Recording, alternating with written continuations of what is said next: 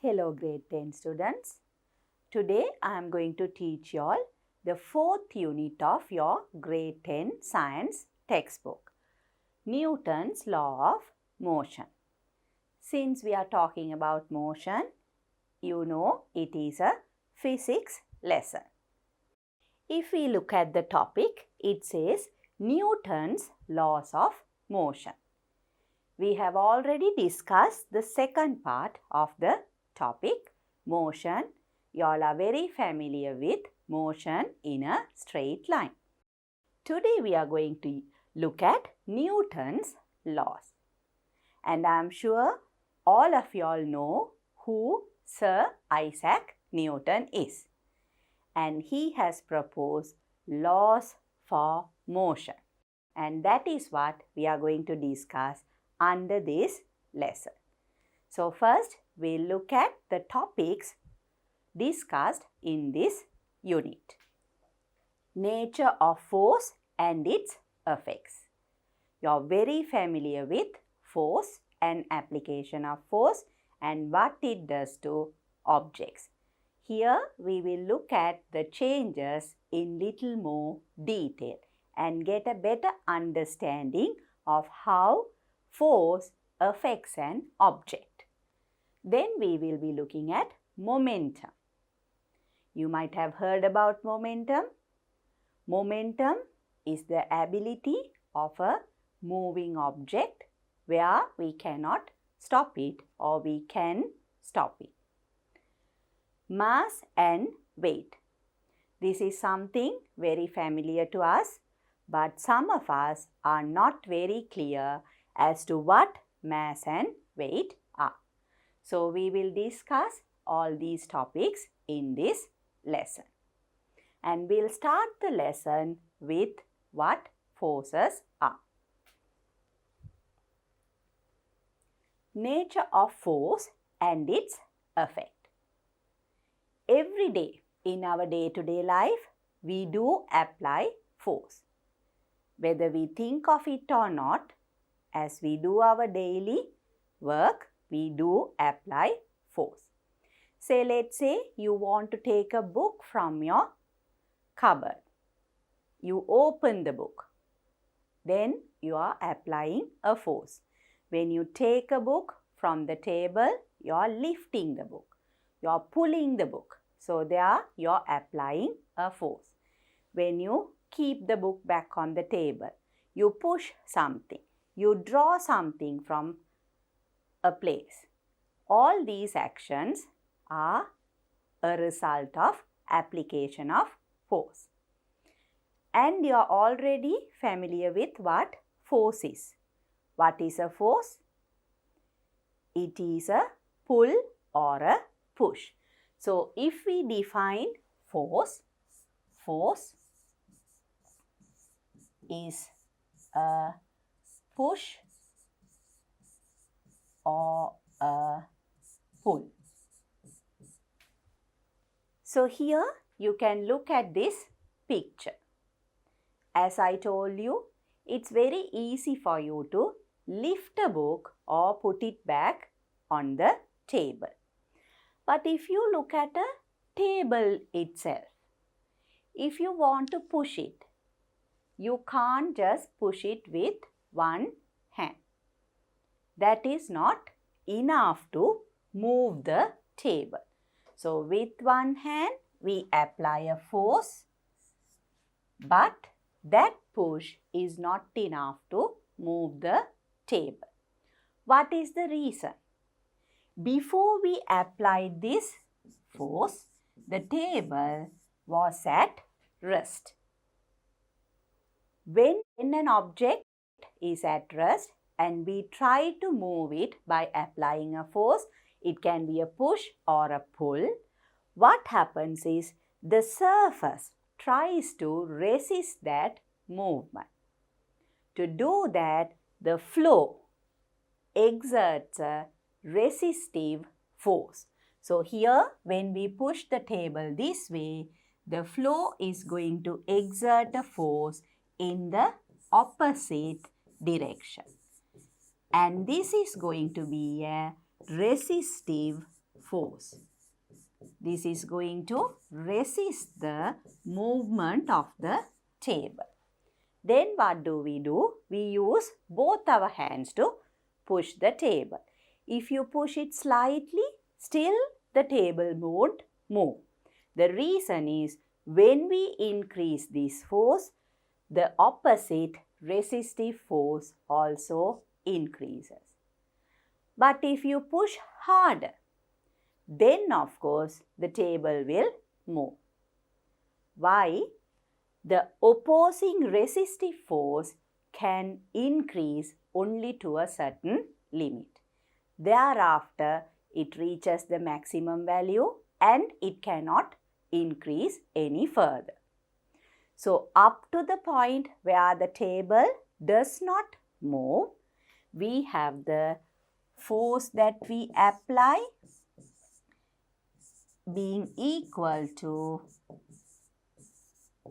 the resistive force.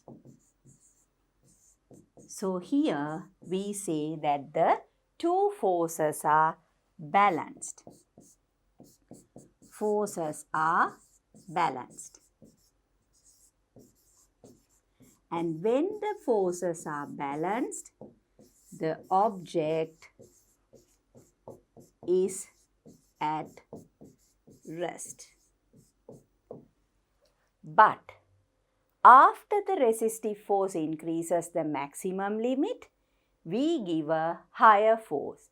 Then the table moves. That means the force we apply is greater than the resistive force.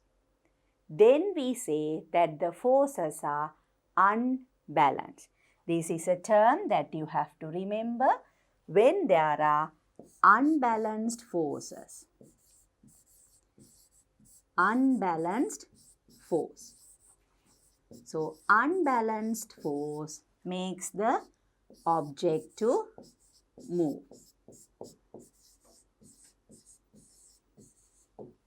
So, here we have discussed a few new terms. We talk about the force we apply. Then I told you all about the opposing resistive force. We give a special name to this resistive force. This is called the friction. Friction is the resistive force that is exerted by the surface in contact against an object that is trying to move.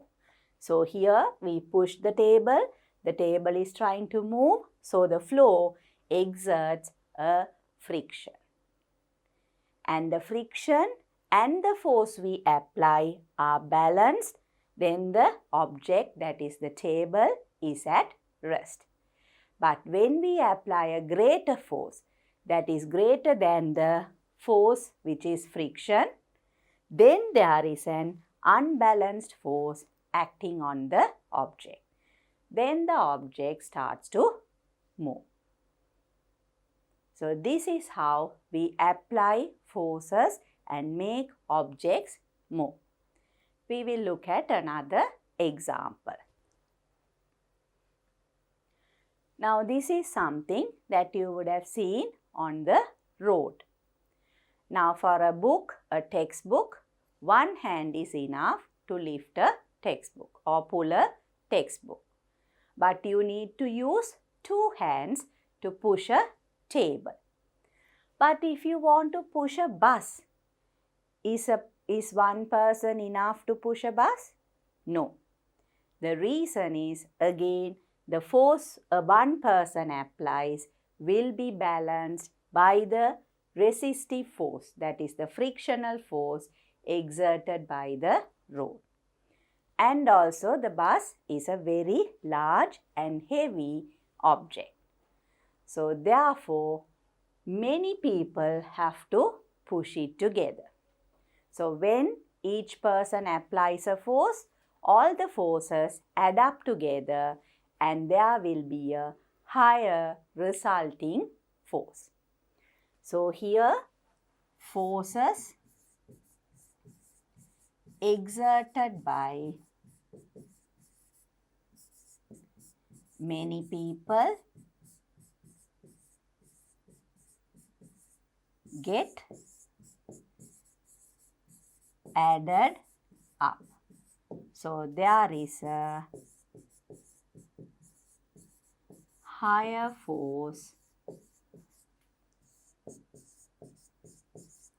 acting on the bus. So here we use the word higher force, an amount, a magnitude for the force. So from this we can understand a force has a magnitude. So I can summarize and say a force has a magnitude. So this is one quantity that is used to define force. Force has a magnitude. For a small object, we need to apply a small force. For a large object to move, we need to apply a larger force. Now, let us summarize what we have already discussed. So, here you can see nature of force and its effects. When we push something, we apply a force. And when we pull something also, we apply a force. Lifting and compressing are results of applying a force. So normally when we say push, we feel pushing this way. Pulling means towards us. But think of lifting a book from the table. You lift it up. From up, it's like you're pulling it towards yourself. You're keeping the book back on the table. It's like you're pushing the book down to the table. Say when you steer a vehicle, you pull the steering wheel from one side, you push the steering wheel from one side. So they are also you're pulling and pushing the steering wheel. So whatever activity you do in relation with application of force, you will be either pushing or pulling. If the force that we apply is small, it would balance with the resistive force. Since the net force acting on the object at such an instance is 0. So here we talk about the net force that is 0. The object would not move. So this is where we talked about balanced forces. If we apply a sufficiently large force, the resistive force would not be able to balance it. And then there would be an unbalanced force acting on the object, which could set the object in motion. So when we apply an unbalanced force, the object can move. That is, if the applied force is greater than the resistive force, that is the frictional force. Now we will discuss whether the amount of force that we apply and the resistive force that is exerted by the flow depends on the nature of the flow, or for that matter, the surface that is in contact with the object. So for this, we will look at these two examples. In the picture, you can see this is a sandpaper. All of you all have seen sandpapers and you know the nature of the sandpaper. It is a very rough surface. So this has a rough surface. Whereas you take a smooth floor or a tile, a porcelain tile, this has a, let's say this is a porcelain tile. Then this is very, very smooth. If we have the same object on a sandpaper or a very rough surface and on a porcelain tile or a very smooth surface, you know by experience the amount of force that we will need to exert in order to move the object. Do we need to apply more force for a sandpaper or a less force?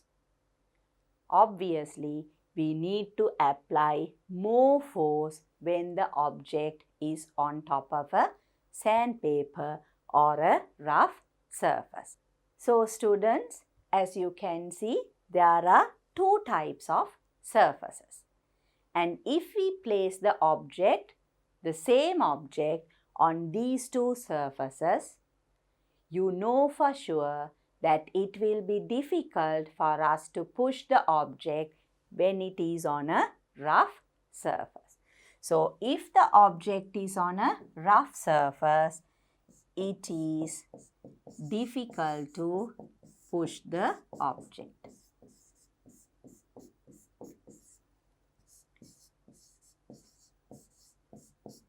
Push the object or move the object.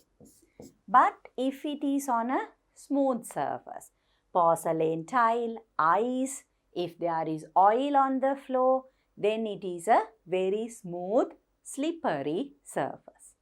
Then it will be easy to move the,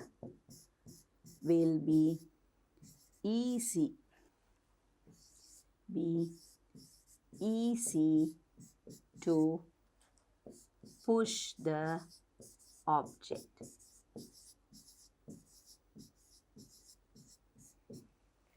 So, it is the same object. We saw the amount of force that we need to apply depends on the object. That is, the force has a magnitude. And also here we can see it depends on the nature of the surface that the object is in contact with, because the nature of the surface is related to the resistive force, that is the frictional force exerted by the surface. We will be discussing about frictional force in detail in the next lesson. So for now, you all know that a rough surface exerts more resistive force, smooth surface exerts less resistive force. So therefore, it's easier to push an object that is placed on a smooth surface. So up to now, we have discussed that a force has a magnitude and it might be easy or difficult to push or move an object based on the nature of the surface on which the object is placed. Now, we will go on to the next part, which relates the force to the direction. So, this is an example, a cart pulled by a bull. So, here you can see the bull walks forward, so the cart moves in the forward direction. So, let's say this is the movement of the cart.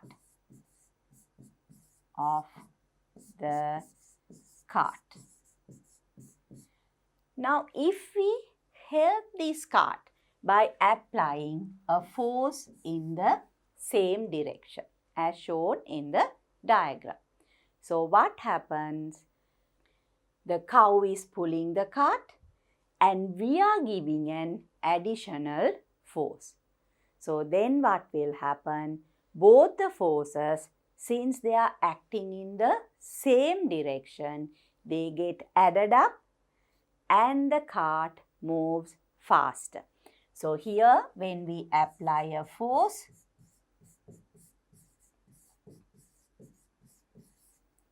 cart moves fast.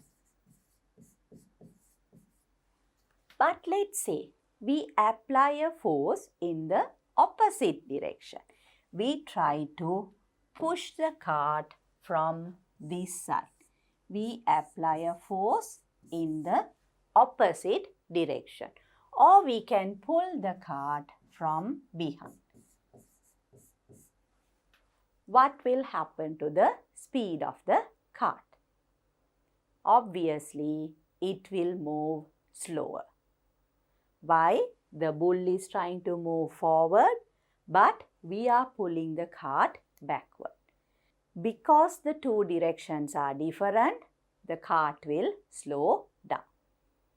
So, as you can see, we apply a force, and if the forces are in the same direction, the result increases.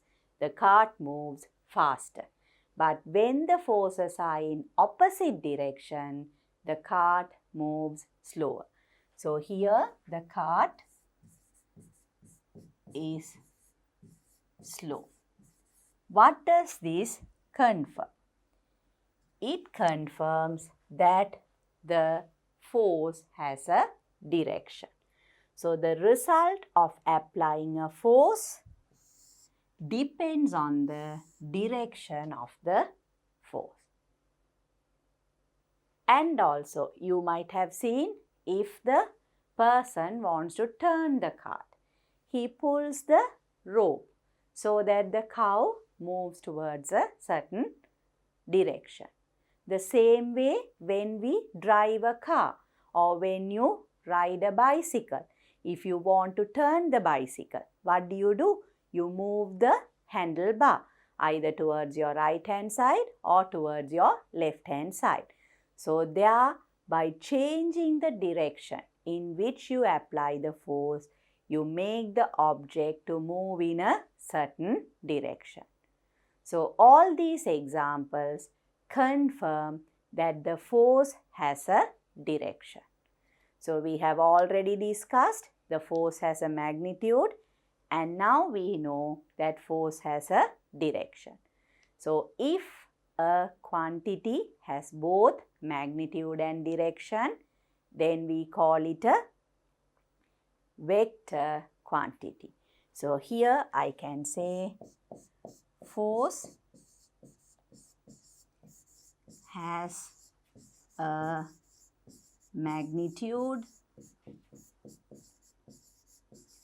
and direction. Therefore, it is a vector quantity.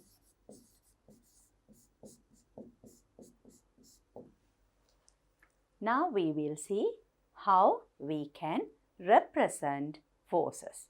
The force, as I said, the force is a vector quantity. The direction of a force acting on some point can be indicated by a straight line drawn from that point. This line is called the line of action of the force. So here, if it is a wooden cube, we want to indicate the force. Here we can put a dot, draw a line, and that has an arrowhead. So here, this is the point of action of the force, and this direction, the arrowhead, shows the direction of the force,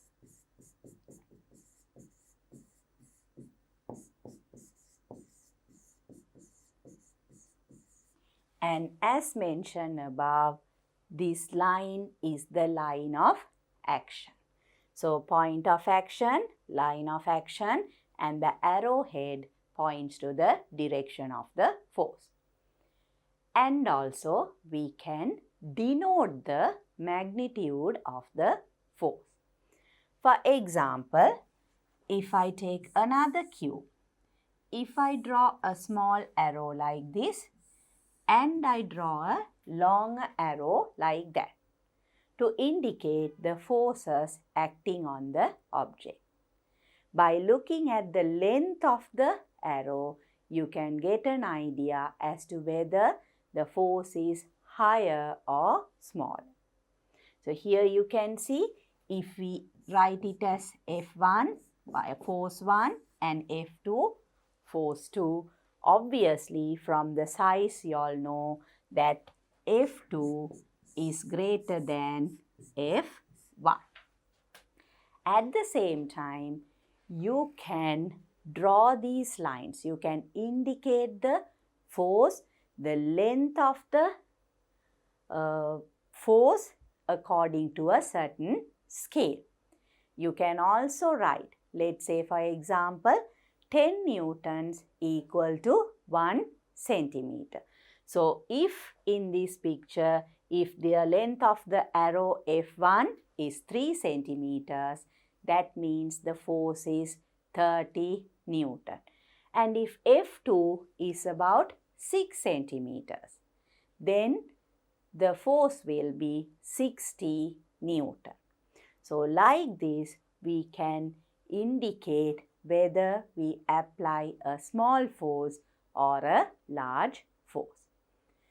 So, all this has been studied very well about forces by the famous scientist, after whom the topic of this lesson is also named.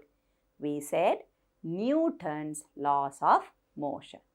So, Sir Isaac Newton is the scientist who has studied in detail about how forces act on an object. And also, he has proposed 3 theories related to force and motion of the objects. That is what we call as Newton's laws of motion. Before going to that, I would like to mention one more point here. That is something that is familiar to you. What is the unit of force? So, we said force has a magnitude, it has a direction, and this is how we indicate a force, and force has a unit. I mentioned it a little while ago. The standard unit of force is Newton. Yes, so I will write that as well. So, here we can say the standard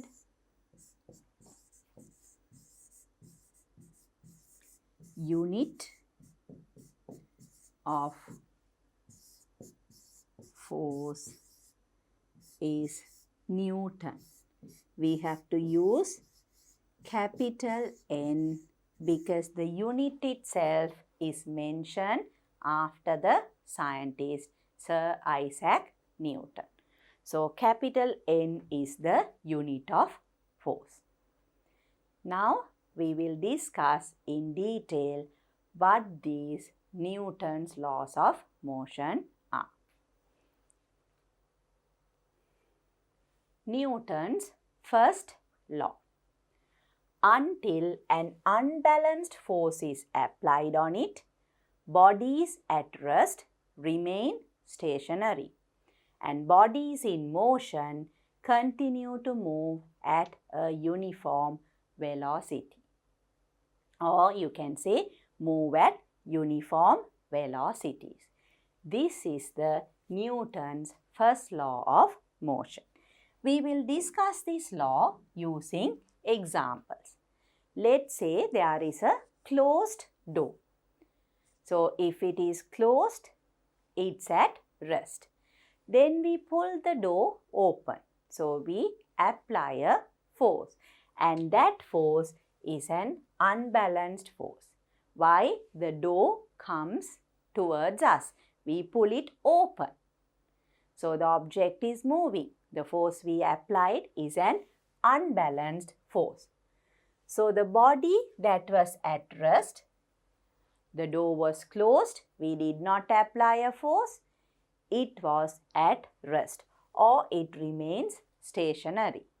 But once we apply an unbalanced force, the object moves.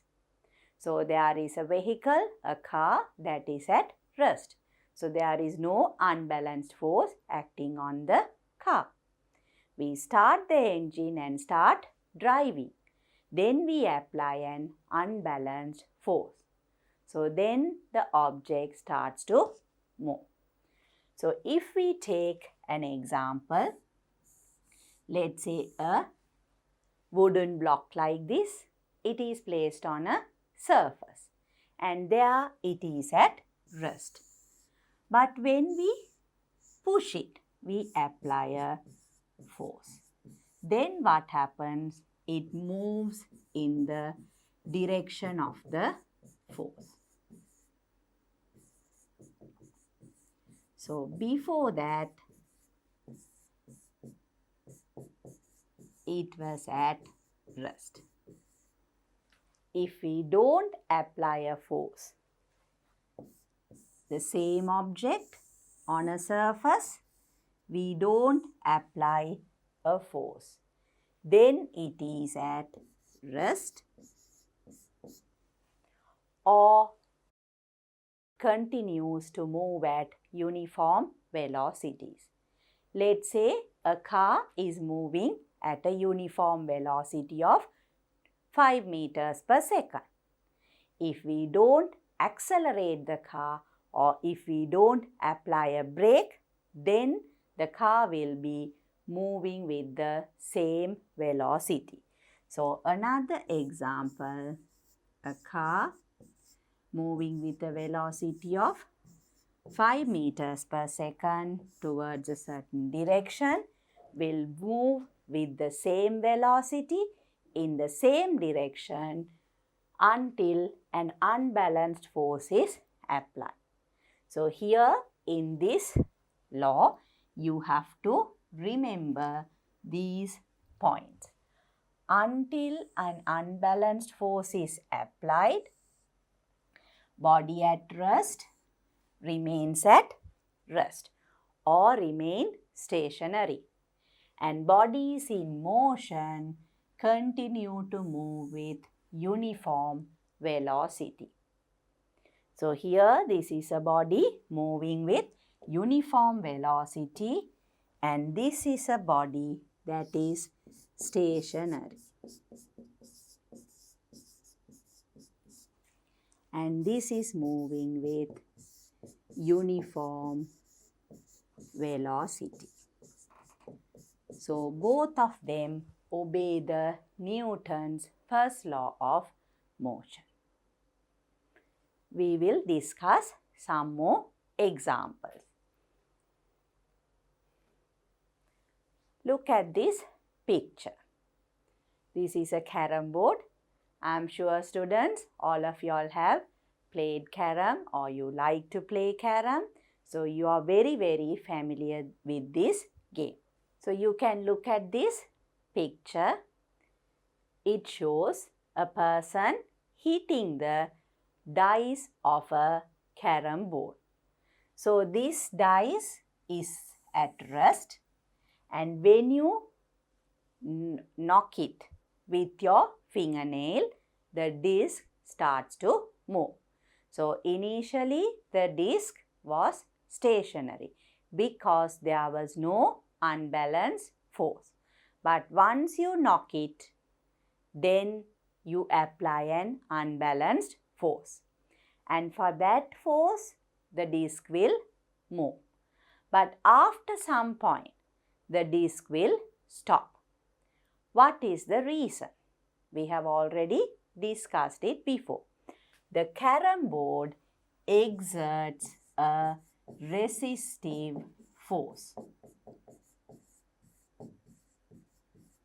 The disc is trying to move and the carom board, that is the surface, is applying a resistive force. So therefore, the disc stops after some time. Disc stops after some time. And we have already given the name or discussed the name for this resistive force. That is friction. So it stops after some time due to frictional force.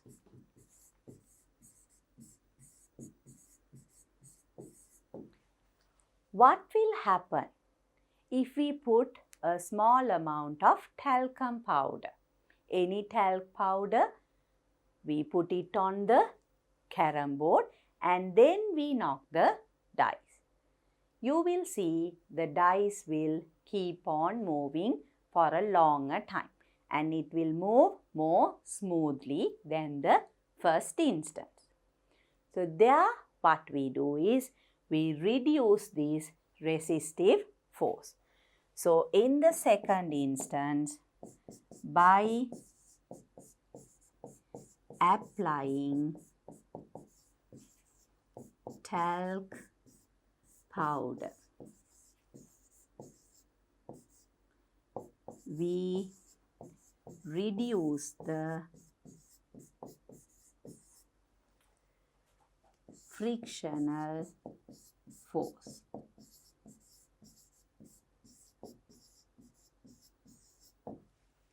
So here also the forces are being balanced.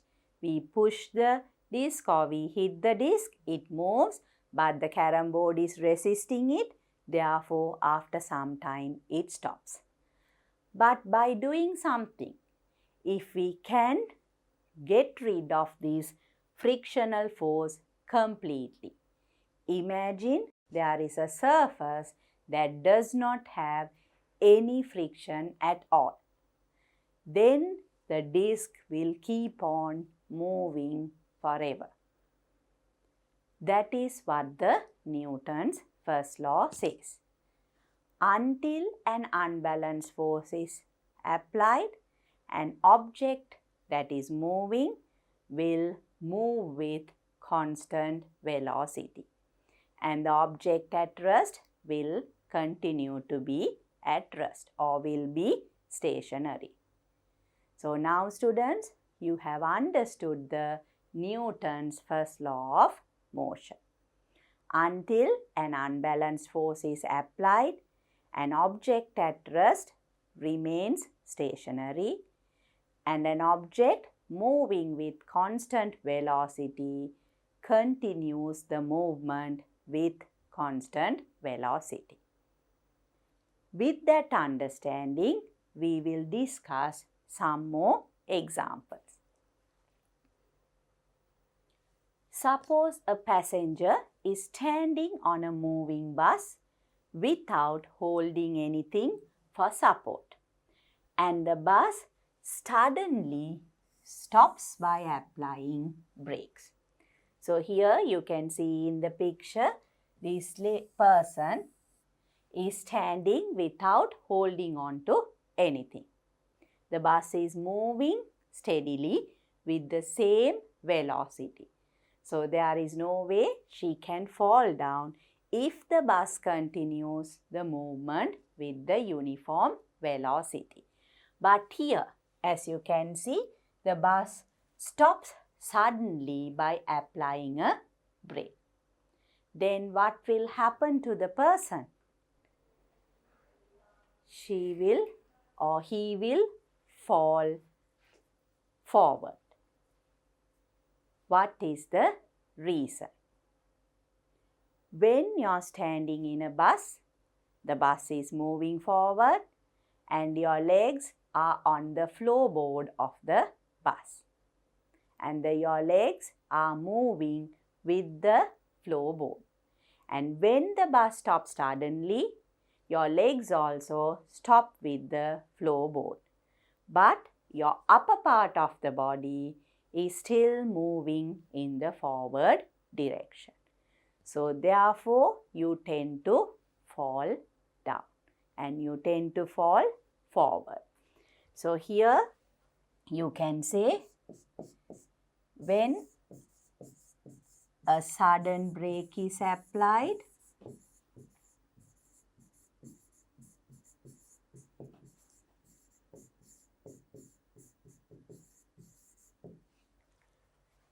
the leg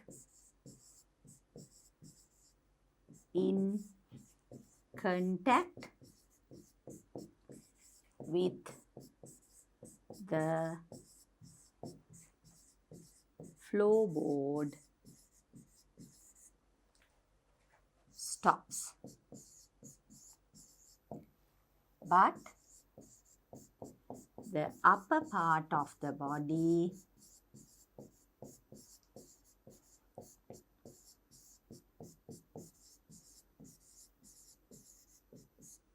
is still moving forward. Therefore, the person falls forward. So here what will happen? The person or passenger falls forward. So this is a bus that is moving with constant velocity. A passenger is standing without holding on to something, and when there is a sudden brake applied, the passenger will fall forward. We will discuss another instance related to this. The passenger is in a bus at rest. So here this is the opposite. The passenger is standing in a bus that is at rest. Here you can see this person, this girl, is standing on a bus that is not moving. So obviously she can stand without falling down.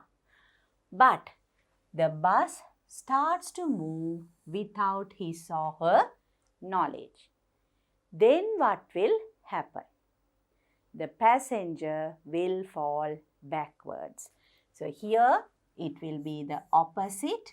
The passenger will fall backwards.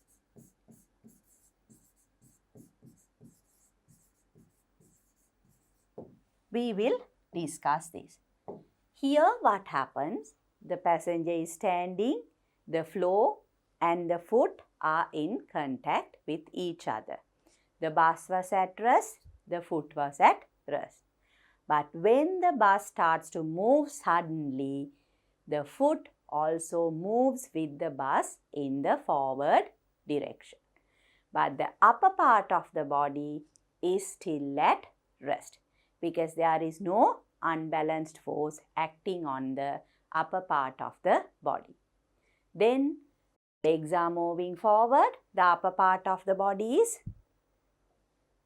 at rest and we tend to fall backwards. So that is why a passenger who is standing in a bus at rest will fall backwards if the bus starts to move without his or her knowledge. So here if we write the reason, the leg, or let's say the feet in contact with the floorboard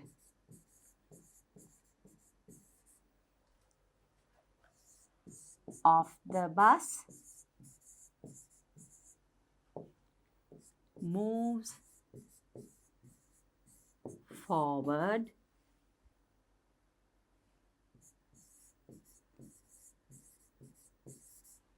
along with the bus.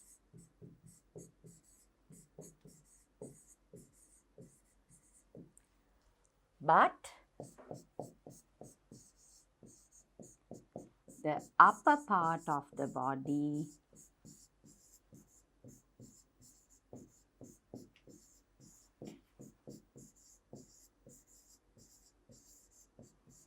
is still at rest.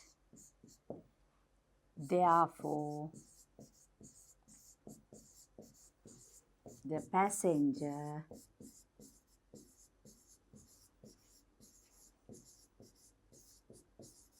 falls backwards. So the passenger will fall backwards. We will discuss another instance. So you can see this picture, two cars meeting with an accident.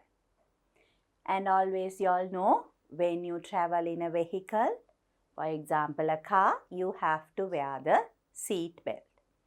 Now in the two previous examples, we saw that a passenger standing without holding on to an object or the seat or the handle or somewhere will tend to fall down if a vehicle stops suddenly or if the bus starts to move suddenly.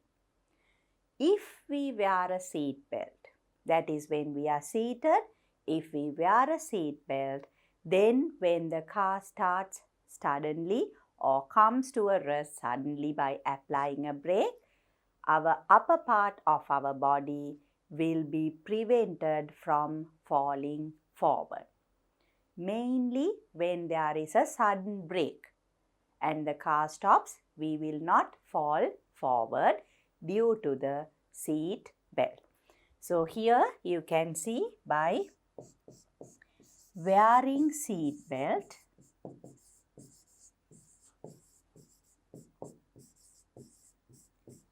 prevents the passenger from falling forward when a sudden brake is applied.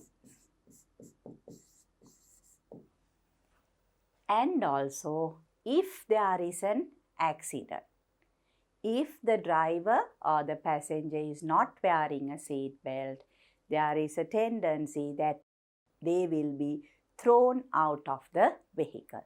That can cause more damage to the person, more injuries to the person.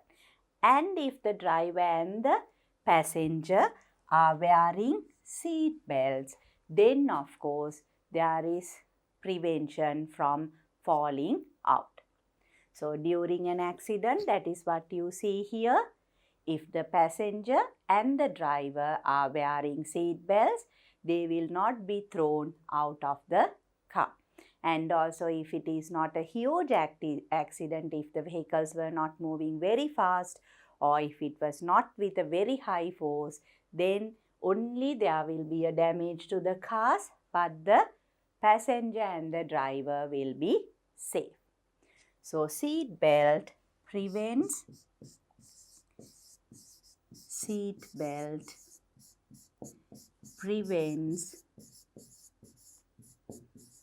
the driver or passenger from being thrown out during an accident.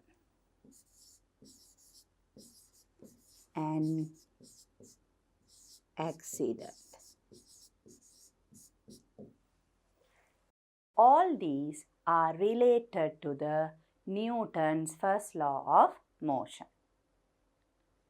So students, now that you have understood the first law of motion, that is Newton's first law of motion, until an unbalanced force is exerted, an object at rest will remain stationary and an object that is in motion will move with a constant velocity.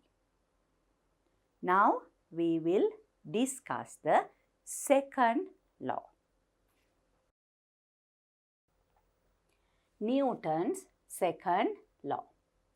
The acceleration of a body is directly proportional to the unbalanced force acting on it, while it is inversely proportional to its mass.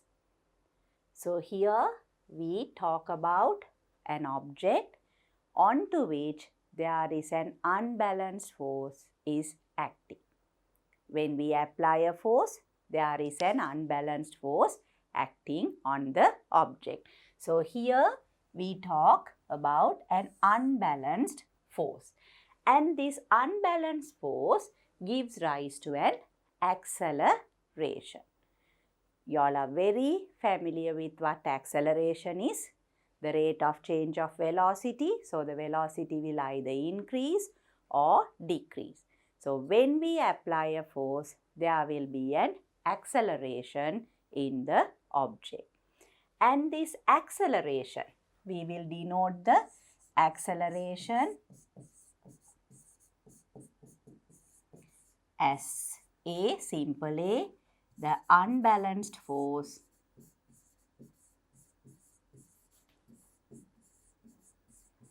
as F, and the mass of the object as simple M. Then if we put this into an equation form, here the first part says the acceleration is directly proportional. Acceleration directly proportional to the unbalanced force. So this is the symbol for directly proportional. That means when you increase the force, the acceleration increases. We discussed this in the previous example. You push with 2 hands slowly, the table moves slowly. You push with a higher force, the table moves faster. So the acceleration is directly proportional to the force applied. The same way, the second part of the law says it is inversely proportional to its mass. This also we discussed before. You can easily move a book, but you need to apply more force to push a table. It takes many people to push a bus. What is the reason? The book has less mass, a table has a slightly more mass, and the bus is of higher mass. So when the mass is high, the acceleration will be less. So here it says acceleration is inversely proportional to the mass. This is the symbol or sign for proportional. Acceleration is proportional to the unbalanced force, and the acceleration is inversely. When we write 1 over something and we use the proportional sign, that means it's inversely proportional. So when mass increases, acceleration decreases, and when mass decreases, acceleration increases. If we write these two together, acceleration is proportional to F over m, and this can be rearranged into a form of an equation. So here we can write F divided by m, that is divided by acceleration, will be a constant. So F divided by m divided by acceleration will be a constant, and this can be rewritten in the form of an equation. So here if I write that equation, this will become F equals ma. This is obtained in the following manner. Here as you can see, the force required to produce a unit acceleration, that is 1 meters per second squared, in a body of unit mass, that is 1 kilogram, is equal to 1 Newton. You already know that the unit of force is Newton. So, if we substitute these values in the equation, here we have the equation F divided by m over A. Then, according to this equation, it says an acceleration of 1 meters per second squared. Over that, we have a mass that is 1 kilogram and the Newton is 1 Newton. If you look at all the magnitudes, 1 Newton, 1 kilogram, 1 meter per second. So, when you divide everything, it's equal to 1 and this is a constant.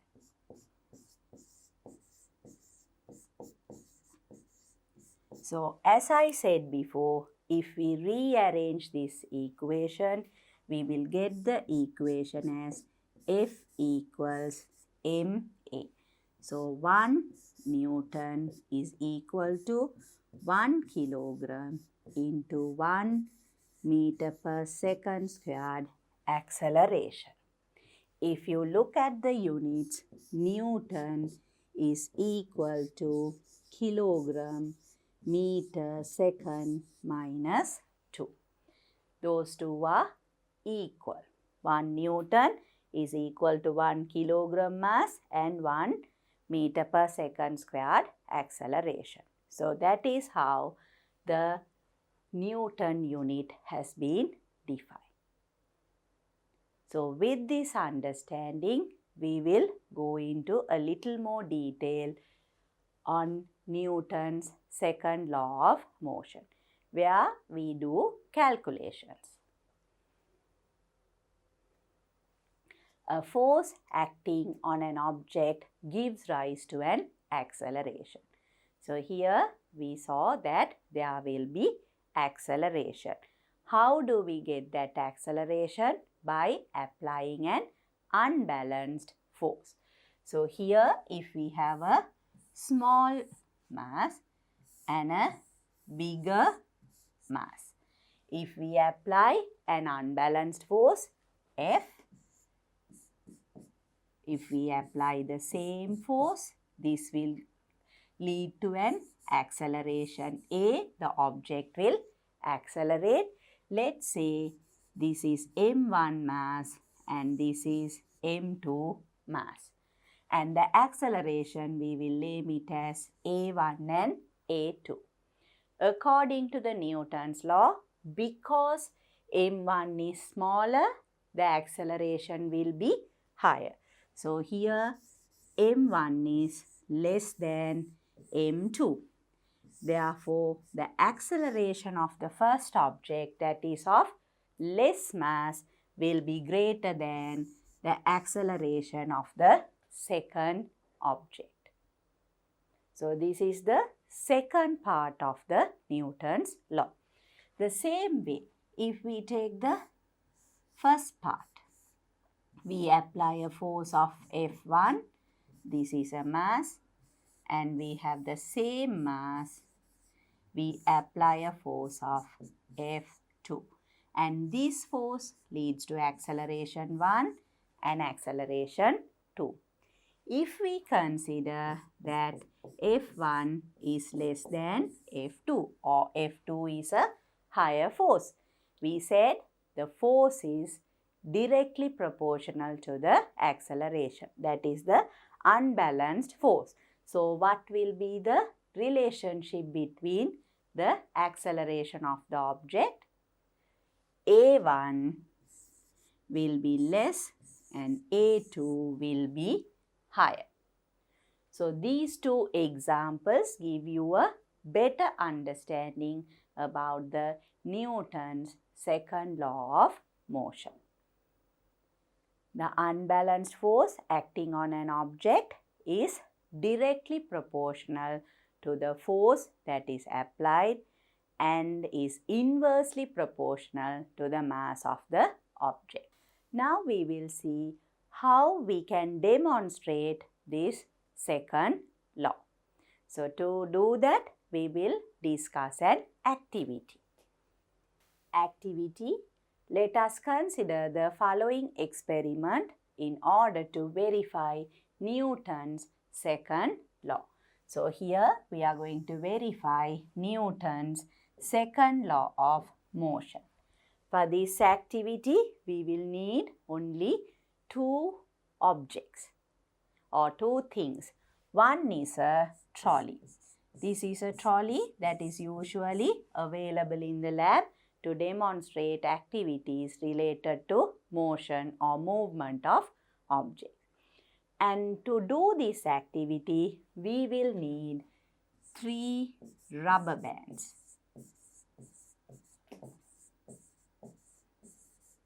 And they have to be equal in size and thickness. So 2 things, a trolley and 3 rubber bands. This is how we are going to do the activity. We have to place the trolley on a horizontal surface. On a horizontal surface.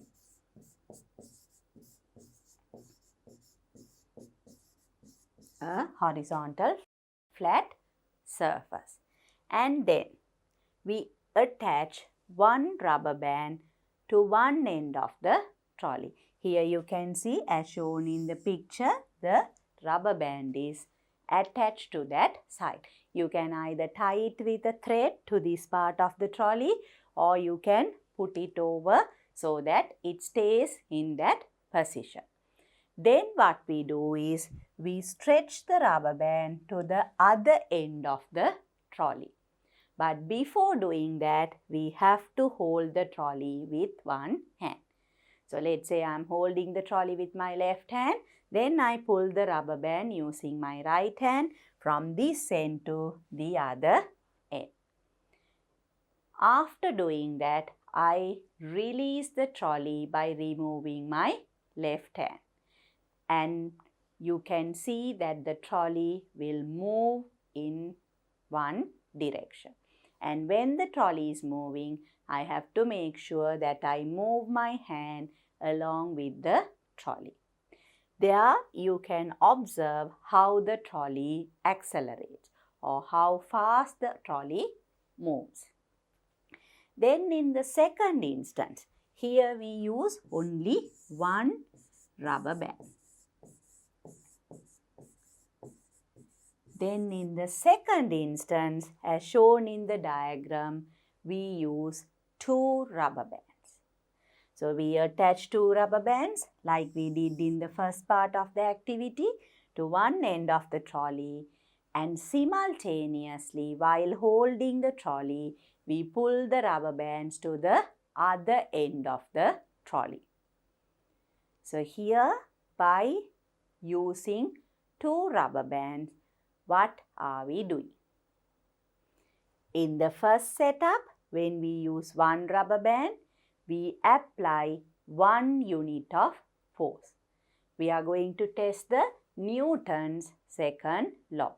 So we are going to apply different magnitudes of force and see how the acceleration changes.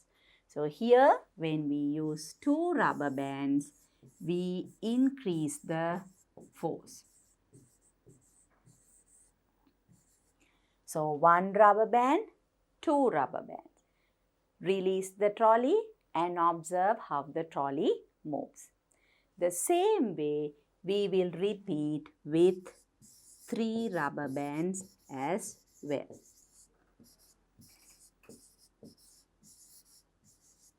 So first we do the activity with 1 rubber band, then with 2 rubber bands, and then with 3 rubber bands.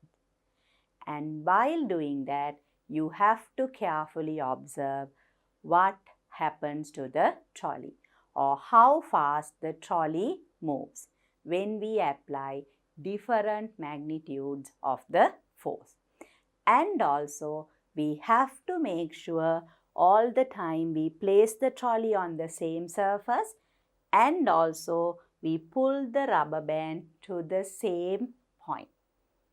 So that by changing the number of rubber bands, we only change the magnitude of the force. But we don't change any other factors. So by using different number of rubber bands, we only change the magnitude of the force. Now let us first go through the steps of this activity again, and then we can try the activity. So the method has been given to you. Place a trolley on a horizontal surface. So as I told you, it has to be horizontal and also flat. Two reasons. If there is a slope, that can change the way the trolley moves. So if it is a horizontal surface, the way the trolley moves will depend only on the force we apply. Attach a rubber band to the trolley and hold the trolley with one hand. So we have to hold the trolley so that it doesn't move at first.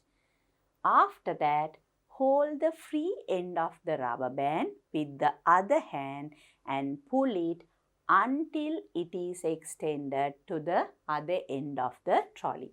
So here you have to be careful. It has to extend to the other end of the trolley, because you can see each time we increase the number of rubber bands. First we do with 1, then with 2, and then with 3.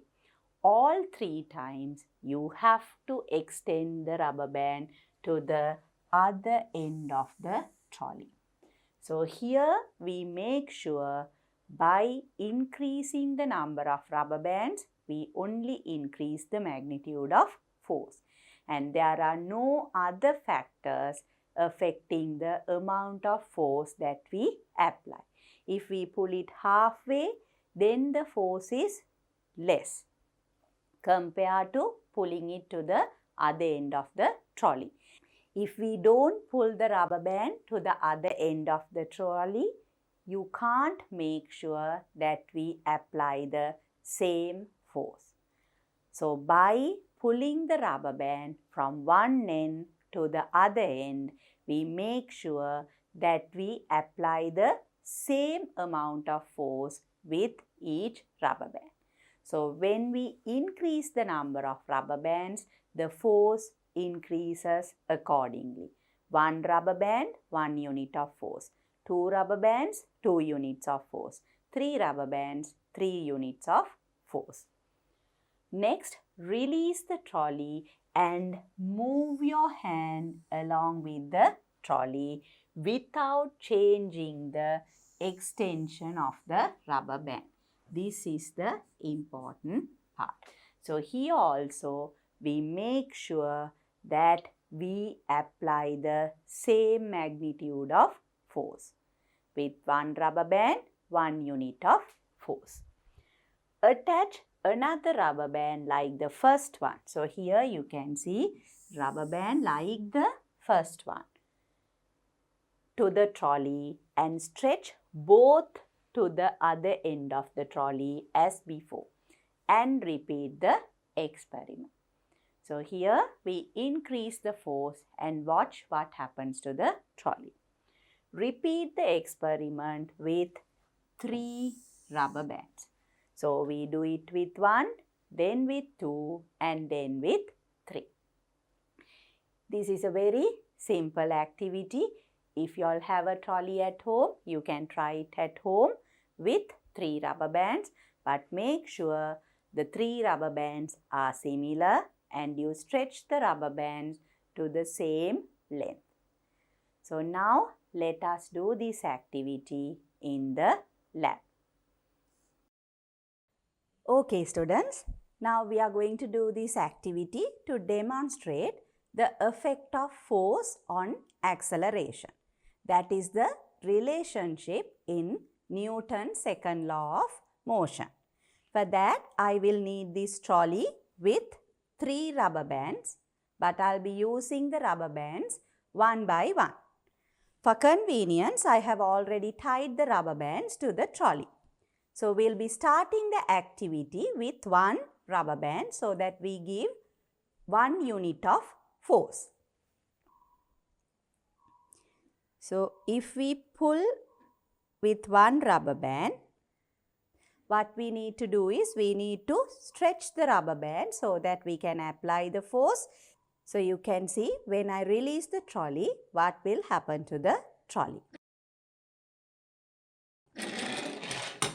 So you can see, students, when we use one rubber band, that is like applying 1 unit of force. Then what I'll do is I'll be using 2 rubber bands so that there is double the amount of force applied on the trolley. So as we did before, we pull and stretch the rubber band up to the other end of the trolley.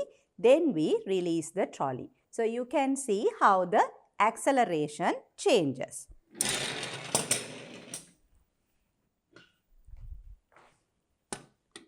So next, what we need to do is we need to apply the force with all 3 rubber bands so that there is a total of 3 units of force. So all the 3 rubber bands have to be stretched simultaneously together, and then we need to release the trolley.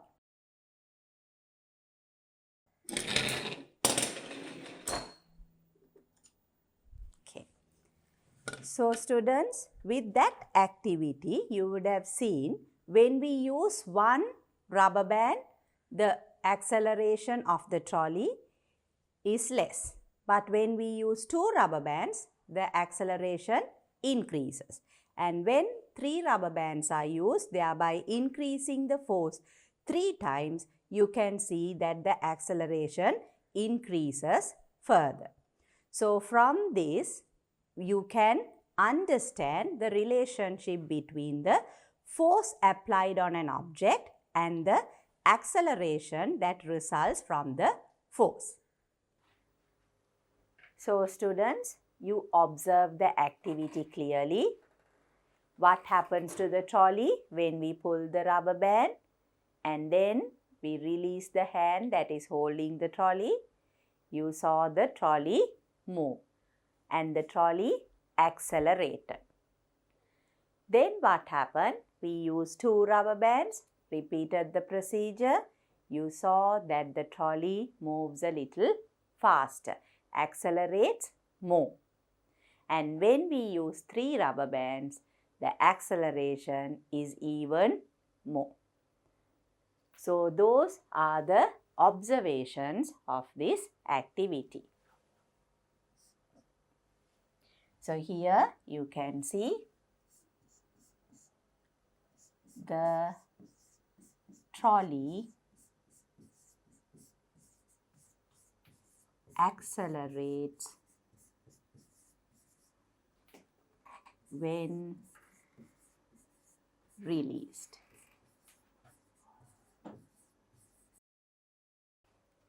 Then what happens? The trolley accelerates faster. It accelerates faster when 2 rubber bands are used. What is the third observation? It accelerates even more faster with 3 rubber bands. It accelerates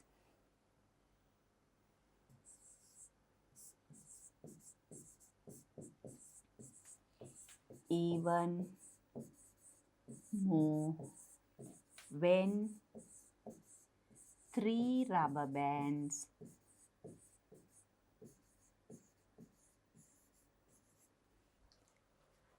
are used. So what did we do here?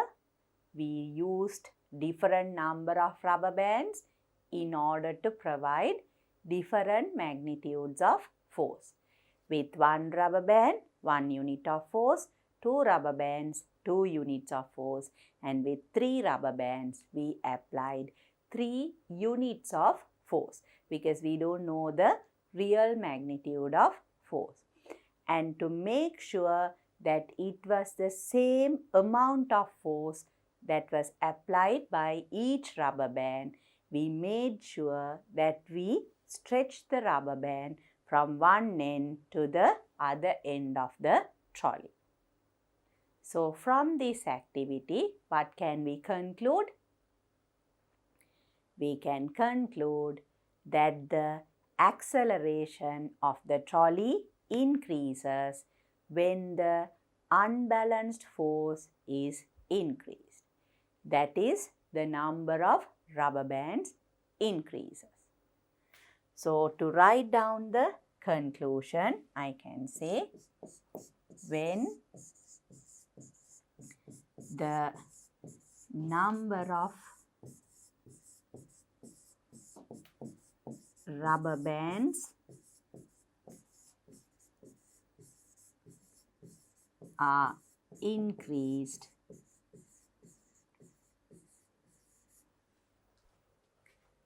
the applied force increases, and therefore acceleration of the trolley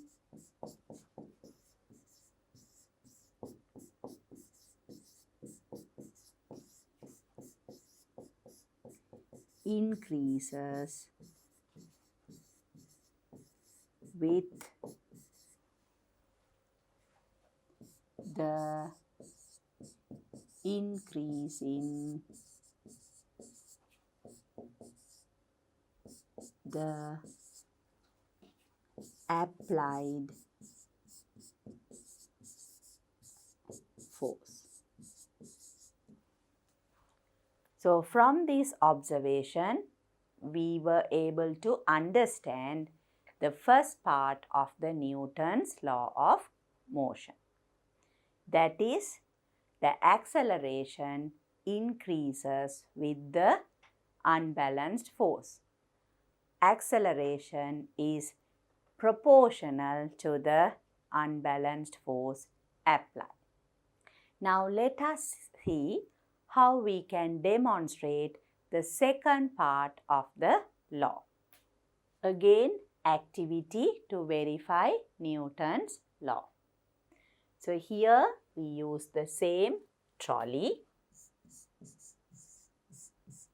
that we used in the above activity, and for this activity we will need one rubber band. We can use the same rubber band that we used in the above activity. In addition to these two materials, we need another material. We will need two masses, or I can say two objects of the same mass. So, for this, we can either use small wooden cubes that have the same mass, or any object that is available in your household, or any object that is available in the lab where the masses of the object are the same. So, we need two objects of the same mass. Here again, we are going to do a similar activity which is similar to the previous activity. We use the trolley. We attach the rubber band to one end of the trolley. But before stretching the rubber band, we place one wooden block or one mass on the trolley. So, first we can do the activity with one rubber band attached to the trolley without any mass on the trolley. And you hold the trolley, stretch the rubber band to the other end of the trolley, Then release the trolley and observe how the trolley accelerates. Second step, we place one mass on the trolley. Again stretch the rubber band to the other end while holding the trolley. Then we release the trolley and observe how it moves. Third step, we place two objects of the same mass together on the trolley. And again, stretch the rubber band to the other end of the trolley while holding the trolley. And then we release the trolley and observe what happens. There also the trolley will move. But in all three instances, only the trolley with one mass, trolley with two masses, you will see a difference in the way the trolley moves. That is the activity. Now let me again summarize the method for y'all. Method is given. Now place a mass on the trolley and repeat the experiment with one rubber band and observe the motion of the trolley. So here we are going to use only one rubber band and we are going to place a mass on the trolley. Then repeat the experiment with another mass placed on the trolley. So when we use equal masses, we make sure that we are increasing the mass by 2 units. We are doubling the mass. Then you can see what happens to the acceleration. So this is a very simple activity. You know what to do. Let us carry out this activity in the lab. Okay students, this is the second activity to demonstrate the Newton's second law of motion. So we already saw that the force affects the magnitude of acceleration. Now we will see how mass affects the acceleration of an object. So what I'll be using is a trolley and two weights. You can use any weight that is available at home, or you can even use a wooden block. So for now, I'll be using these two as the weight objects. So first, we will do the activity with just one rubber band. I have already attached the rubber band to the trolley. So what I will have to do is, I will stretch the rubber band in order to apply the force. Then when I release the trolley, you can see how it moves. So I'm going to release the trolley now.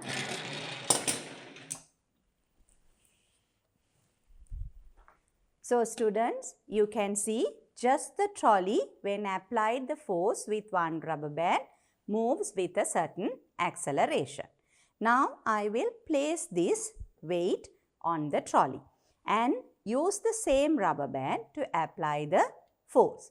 Now the mass of the trolley has increased due to this object. So I'll stretch it to the other end of the trolley and release the trolley. So here you can see the speed with which the trolley moved has decreased to a certain extent compared to the first time. So now I'm going to place the second weight on the trolley. So we increase the mass of the trolley. So then I'll use the same rubber band to apply the force. Now you can see what will happen to the trolley.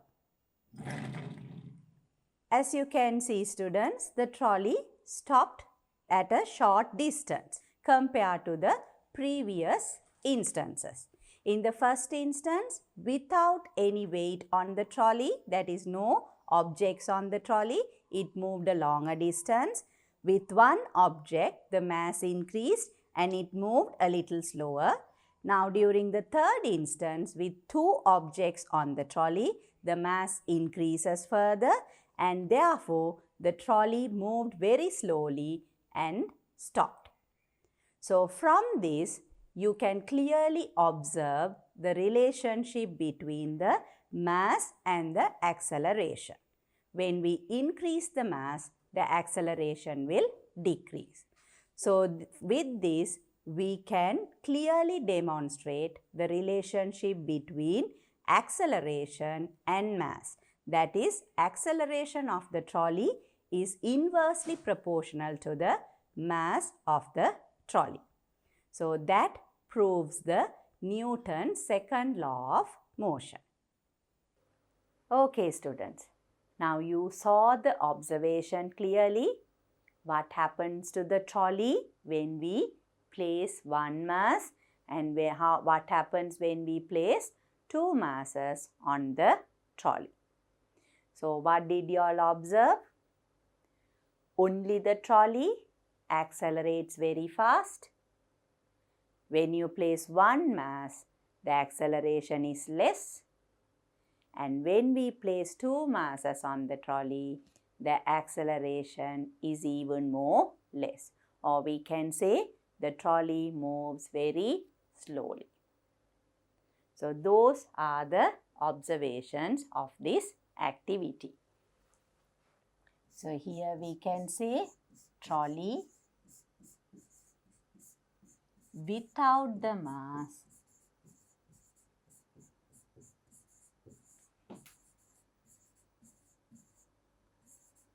accelerates.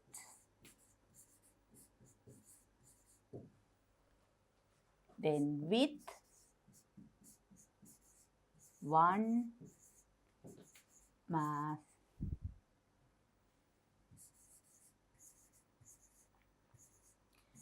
accelerates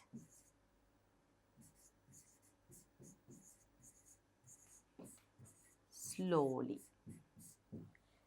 and with two masses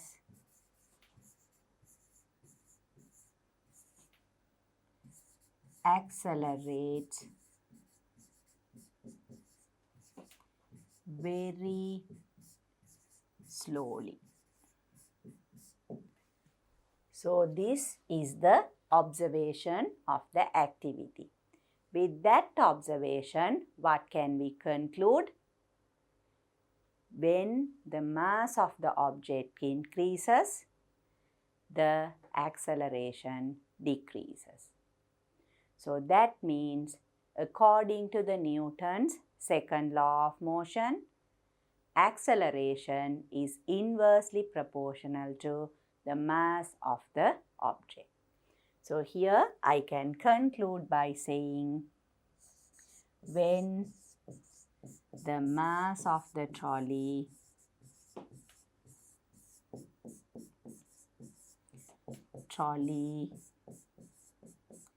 increases,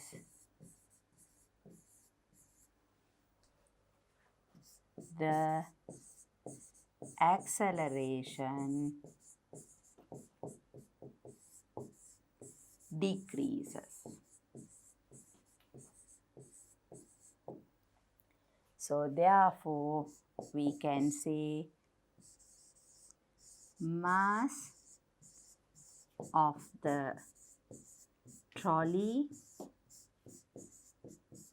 is inversely proportional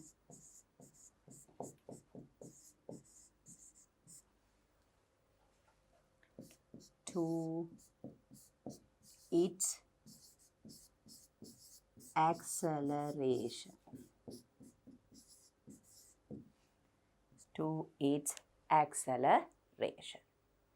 So with those two activities, we have verified the Newton's second law of motion.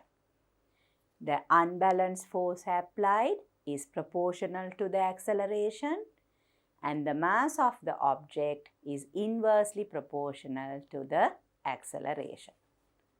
So that verifies the Newton's second law of motion.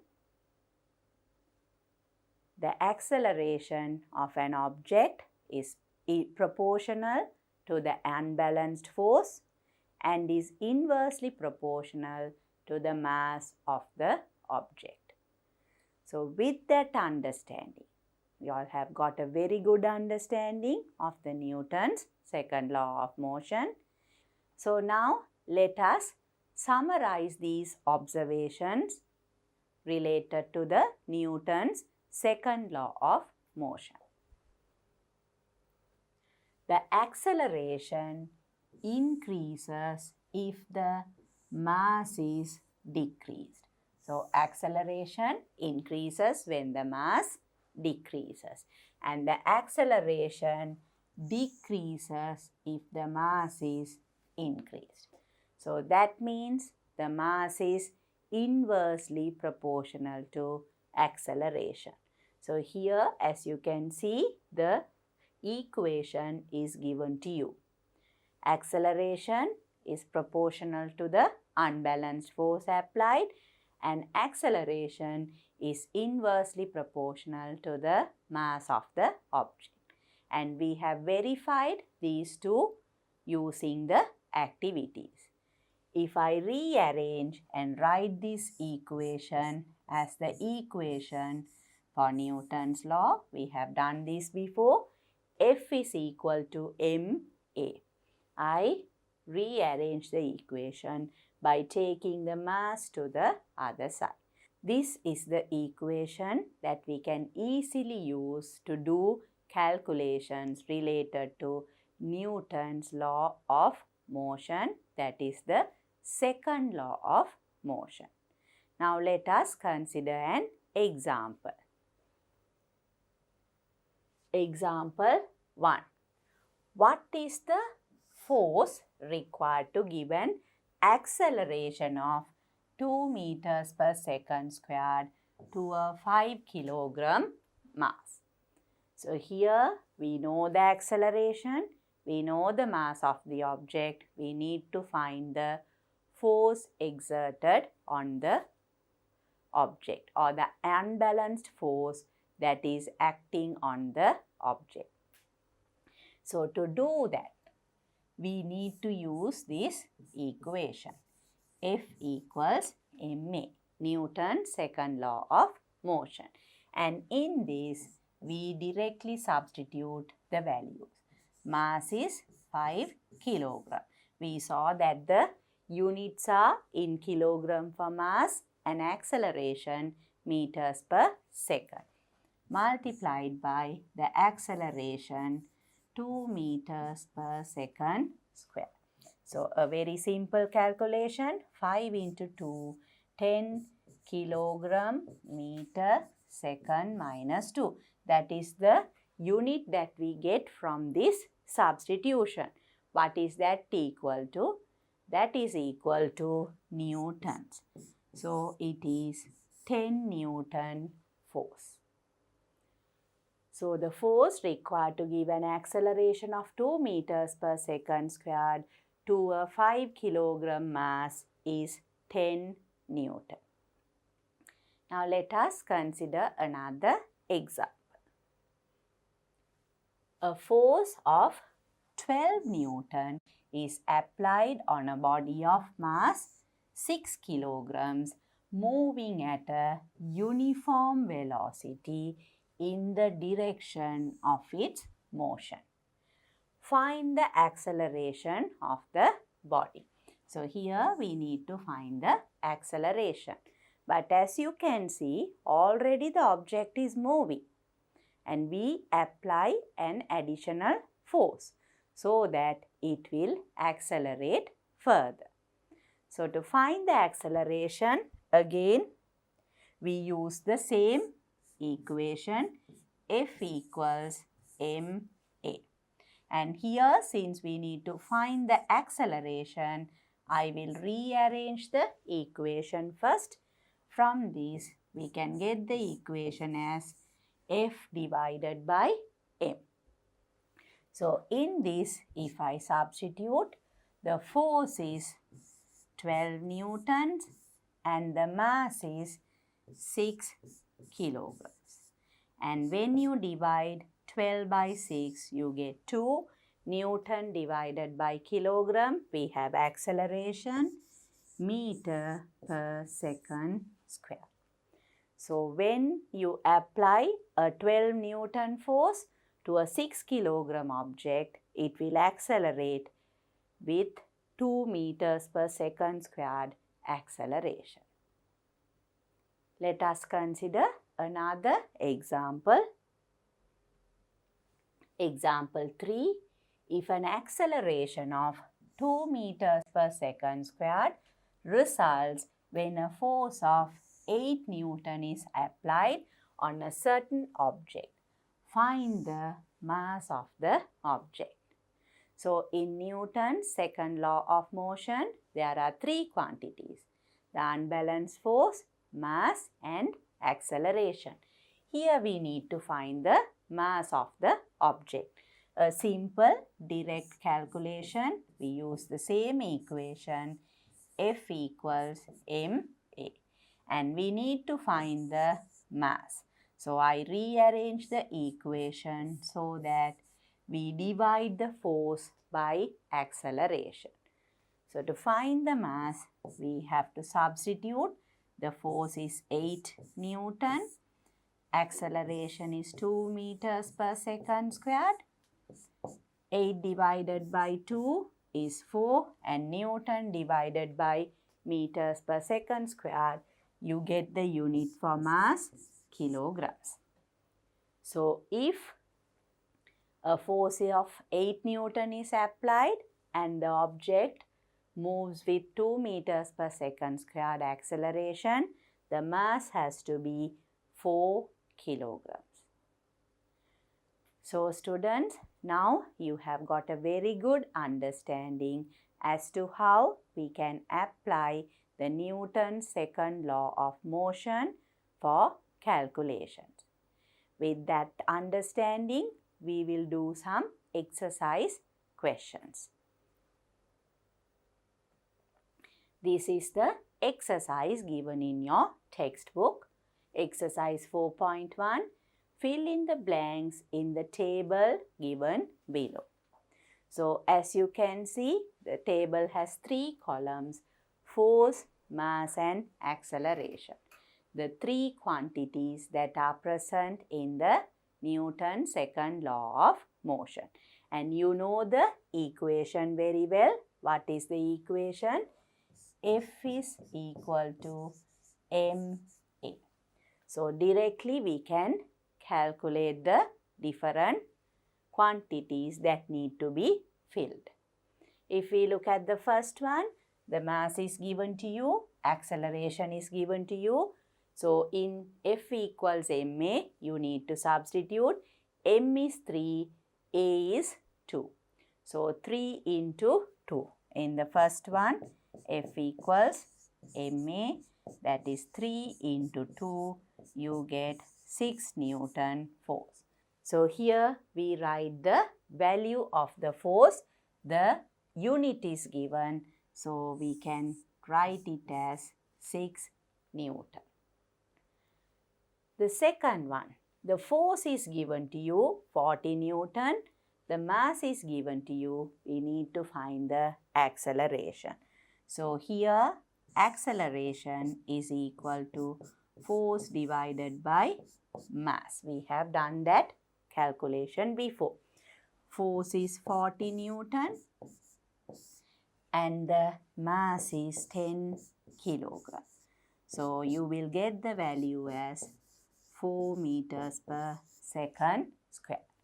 Here we need to write 4 meters per second square. The third one, force is given to you. We need to find the mass. We know the acceleration. So if I rearrange the equation, mass is equal to force over acceleration. Force is given as 30 Newton. Acceleration is 1.5 meters per second square. So if we divide 30 by 1.5, so it will be 20 kilograms. So here the answer will be 20 kilogram. And the last one, 2 Newton force, 500 kilogram, mass and the acceleration needs to be calculated. So if I write the equation where we need to find acceleration, we have to divide force by mass. Force is 2 Newton. So force is 2 Newton. I have written that already, and the mass is 500 kilograms. If we divide 2 by 500, you will get that value as 0.0004 meters per second square. 2 over 500, it will be 0.004 meters per second square. So I will write that down here, 0.004 meters per second square. Continue with the questions. So I'll move on to the next question. If a force of 6 Newton is applied on a body of mass 4 kilogram moving at a uniform velocity in the direction of its motion, find the resulting acceleration. So we apply a force on a moving object. For the calculation, we have to use the Newton's second law of motion. The equation you all know is F equals ma. We know the force 6 Newton and we know the mass 4 kilograms. We need to find acceleration. So we have to rearrange to find the acceleration. 6 Newton will be divided by 4 kilogram. And the acceleration will be 6 divided by 4, 1.5. The unit is meters per second square. So that will be the acceleration of the object. Then we have the next question. If the above force is applied in the direction opposite to the direction of motion of the body, find its deceleration. So initially the force was applied in the direction of the motion. Now we are going to apply it in the opposite direction. So here, if this is the object, it's moving in this direction. Let's consider it's this direction and we apply the force in the opposite direction. So obviously object will decelerate. Why? We apply an opposing force. So now we need to find the deceleration. Do we need to do the calculation again? No. It will be the deceleration because the force has been applied in the opposite direction. So you already know the acceleration, that is 1.5 meters per second. So now it's going to be a negative acceleration because the force is going to be in the opposite direction. So directly we can say acceleration will be equal to minus 1.5 meters per second square. Why is that? Because it's moving in the opposite direction. So here I'll just write it for y'all, opposite direction. So when we get a negative acceleration, what do? We write it as deceleration. So here deceleration will be 1.5 meters per second square. Because as you can see, the force is the same, the magnitude is the same, but the force is in the opposite direction Therefore, the object will decelerate with the same magnitude as before. But here it is acceleration.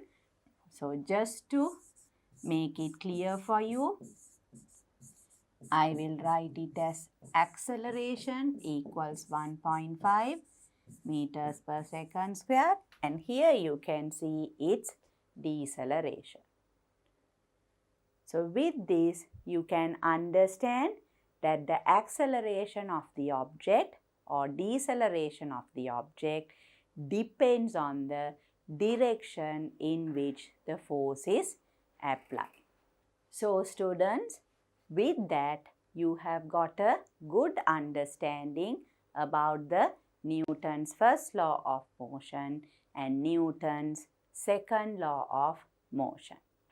Now let us discuss the Newton's third law of motion. Now the Newton's third law of motion. For every action there is an equal and opposite reaction. So in this law you have to understand two main terms, that is action and reaction. Now we will see what these are. Let's say there is an object, say a ball that is moving. It goes and knocks another ball that is stationary. So when this ball knocks the second ball, this first force is called the action. The impact that is applied on this second ball is the action.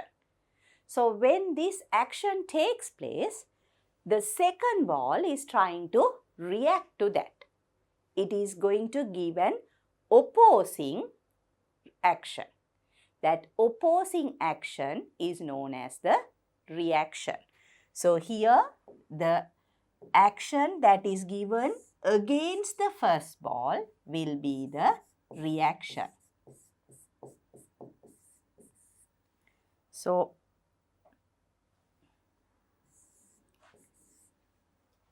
the first object exerts a force on a second object, that is an action, and due to that action the second object exerts a force in the first one.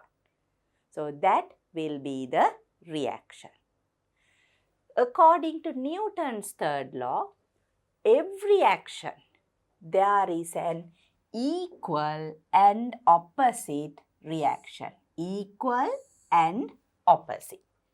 So let's say if the impact given as the action is 10 units, then the reaction will be 10 units.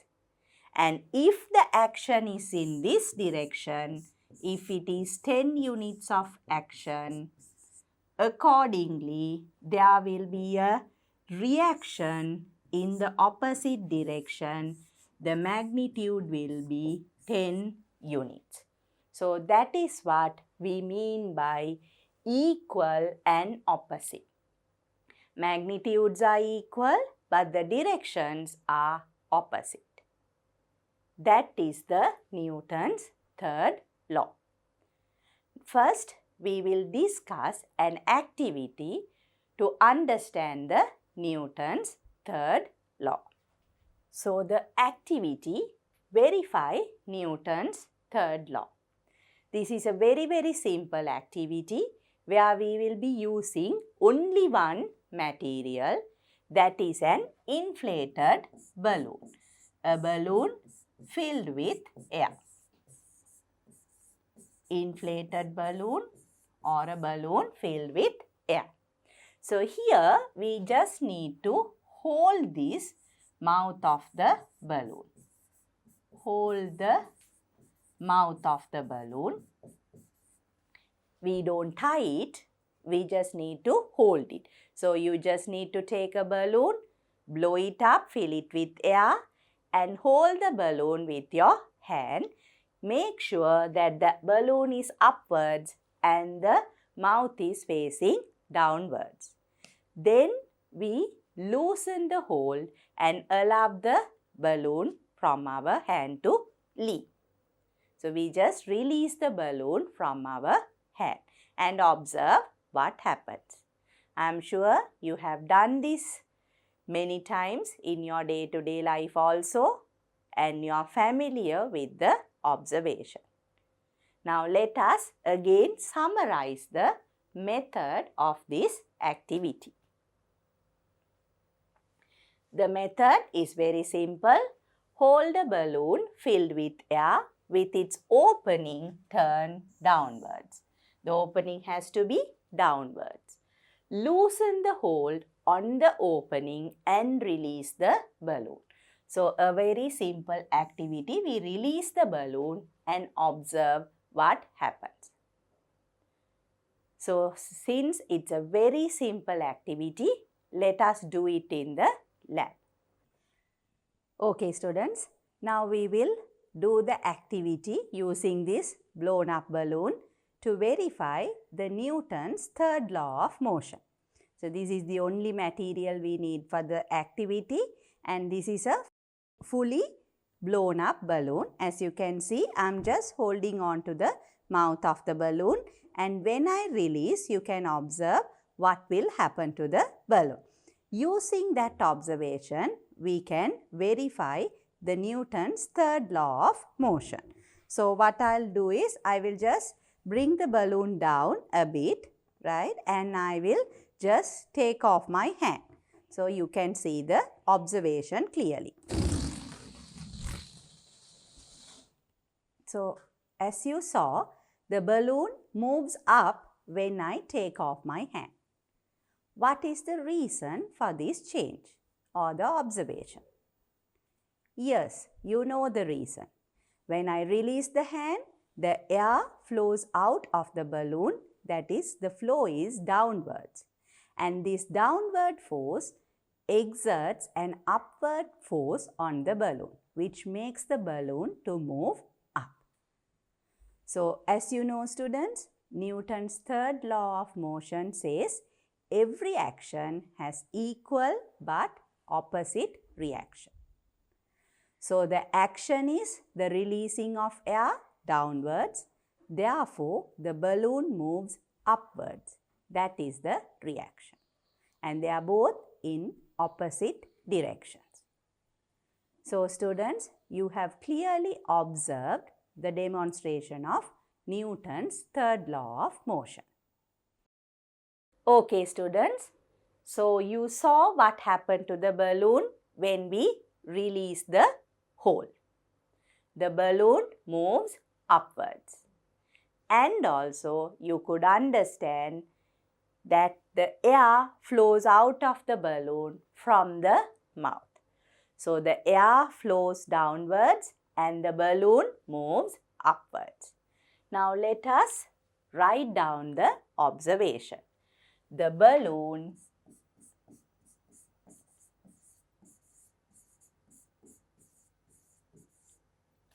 moves upwards. And also you can see that the balloon becomes smaller because of the air leaving the balloon. That is also another observation. Size of the balloon decreases.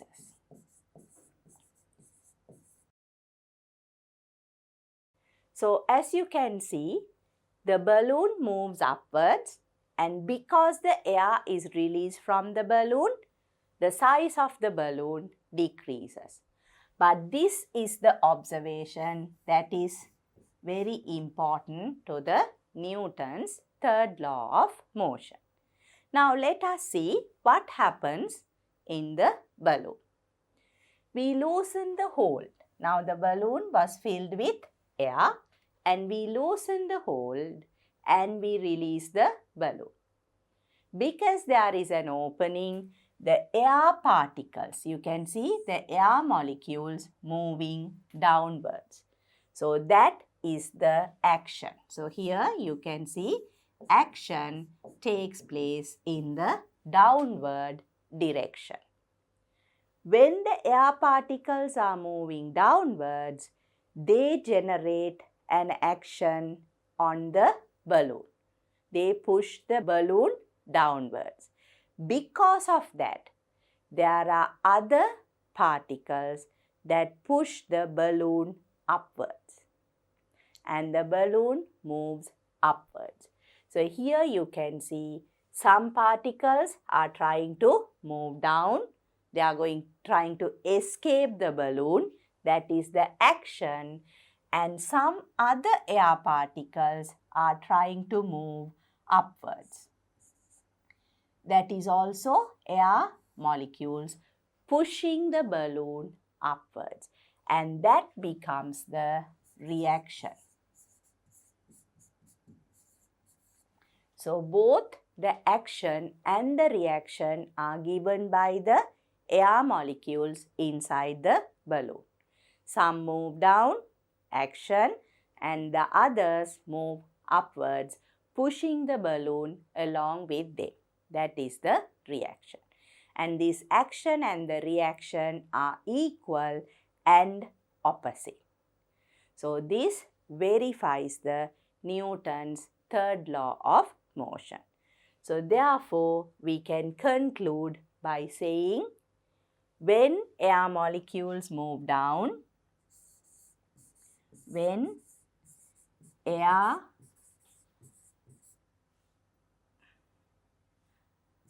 moves down, that is the action,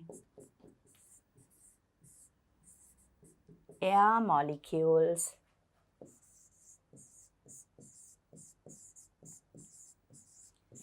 push the balloon upwards. And that is the reaction.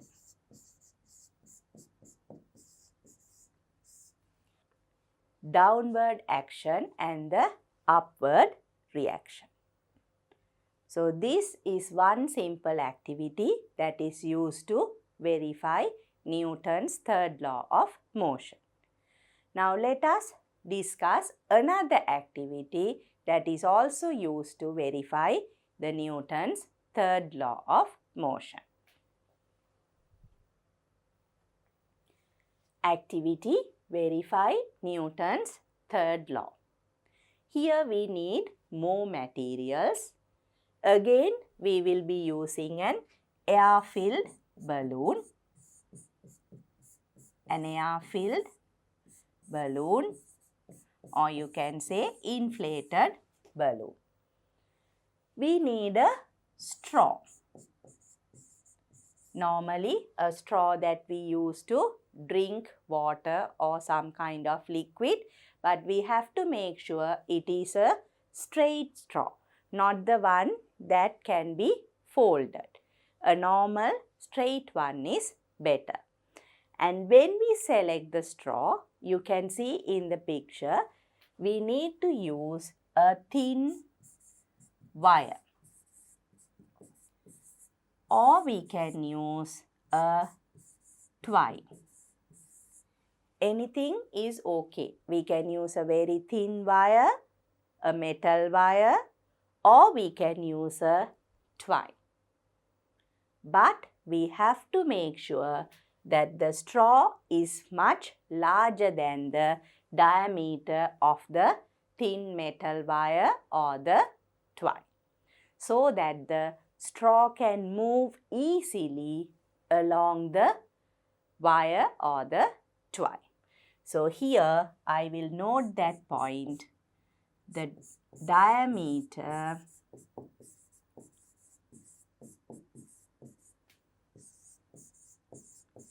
should be large so that it can move easily over the metal wire or the twine. And the last thing that we need is a cellophane tape. You can call it a cello tape, or the correct name is cellophane tape. So we will need the cellophane tape.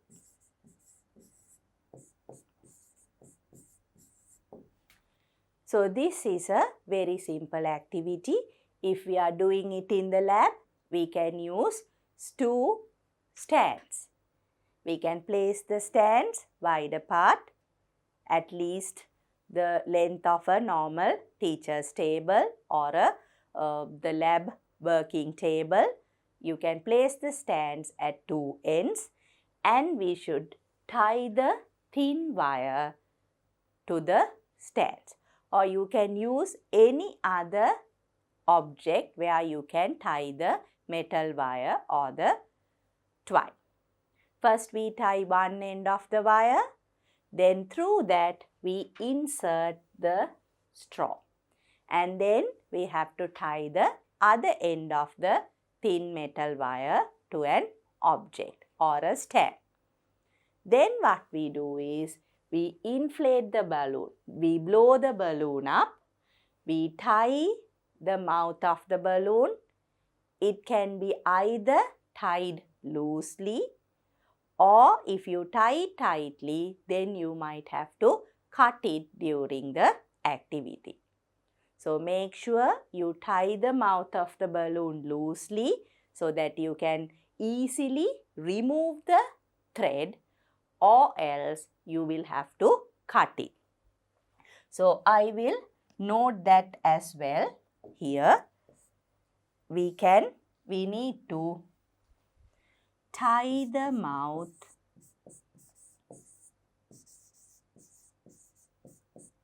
loosely.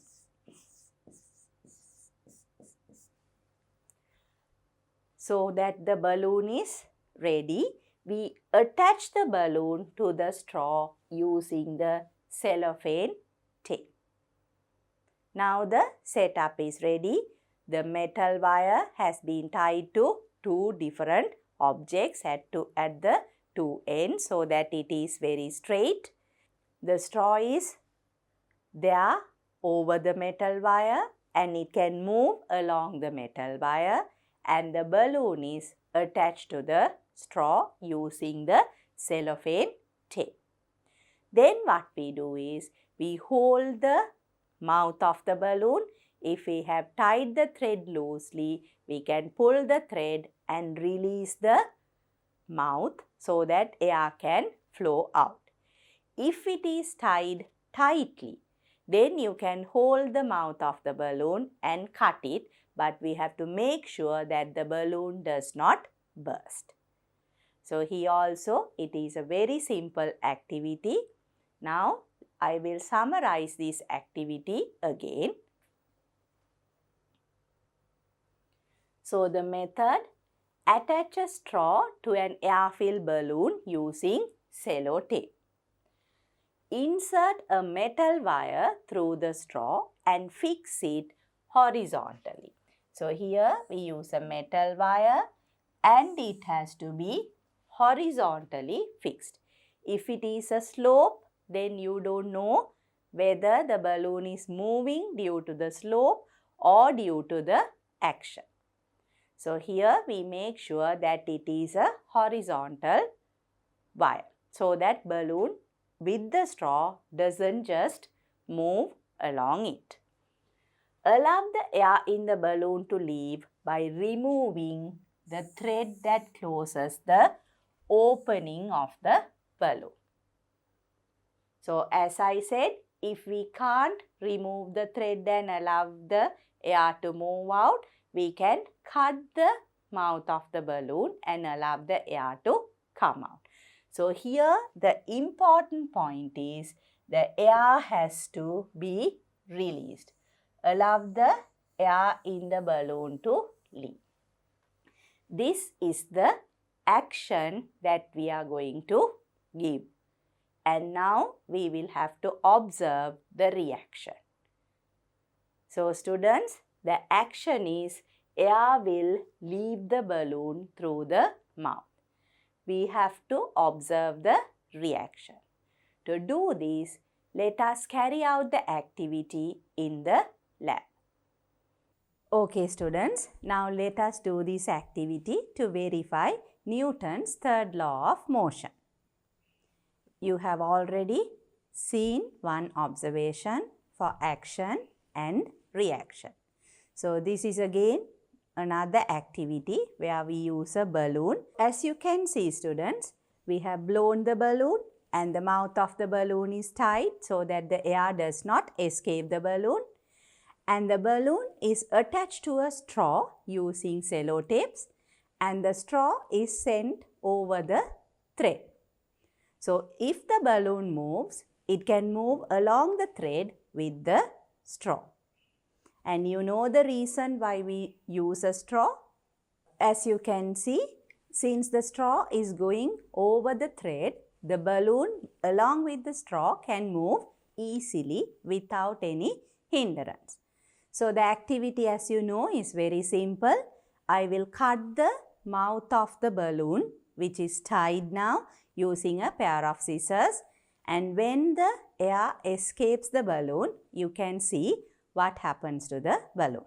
So the observation will give you a clear indication about the Newton's third law of motion. Now I am going to cut the mouth of the balloon using a pair of scissors.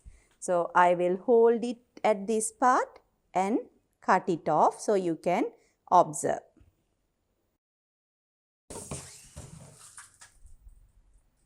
So students, you saw what happened to the balloon. When the air moves towards this side, the balloon moved towards my right side. So the action of air flowing out was towards my left hand side. And the reaction, the movement of the balloon was towards my right hand side. So as you know, the Newton's third law of motion says every action has equal and opposite reaction. So you saw the action and the opposite reaction. So with that observation, you can understand clearly how the Newton's third law of motion works. Okay students, now you observe this simple activity to verify the Newton's third law and you saw the observation clearly. What happened? The air flew out through the mouth of the balloon in one direction and the balloon moved in the opposite direction. So there you saw the action, that is the air flowing out, and the reaction was the balloon moved in the opposite direction. So were you all able to understand the action and the reaction taking place in the opposite directions? Yes. So from this activity, we can see that the air moves in one direction, that is the action. And the balloon moves in the opposite direction. Movement of the balloon. And that is the reaction. What else did you all see? The balloon becoming small because the air leaves the balloon. So here, to summarize the observation, I can write it down as air flows out through the mouth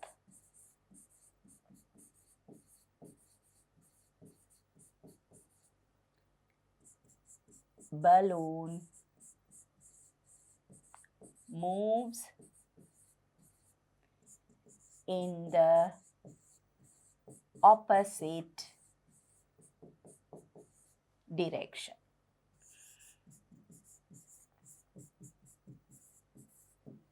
And also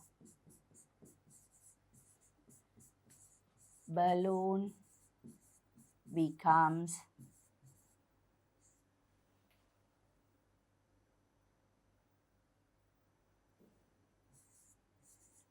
smaller. So that was a very simple activity and the observation was very clear. Air came out of the balloon through the mouth in one direction. That was the action, and the balloon moved in the opposite direction. That is the reaction. So what can we conclude from this activity?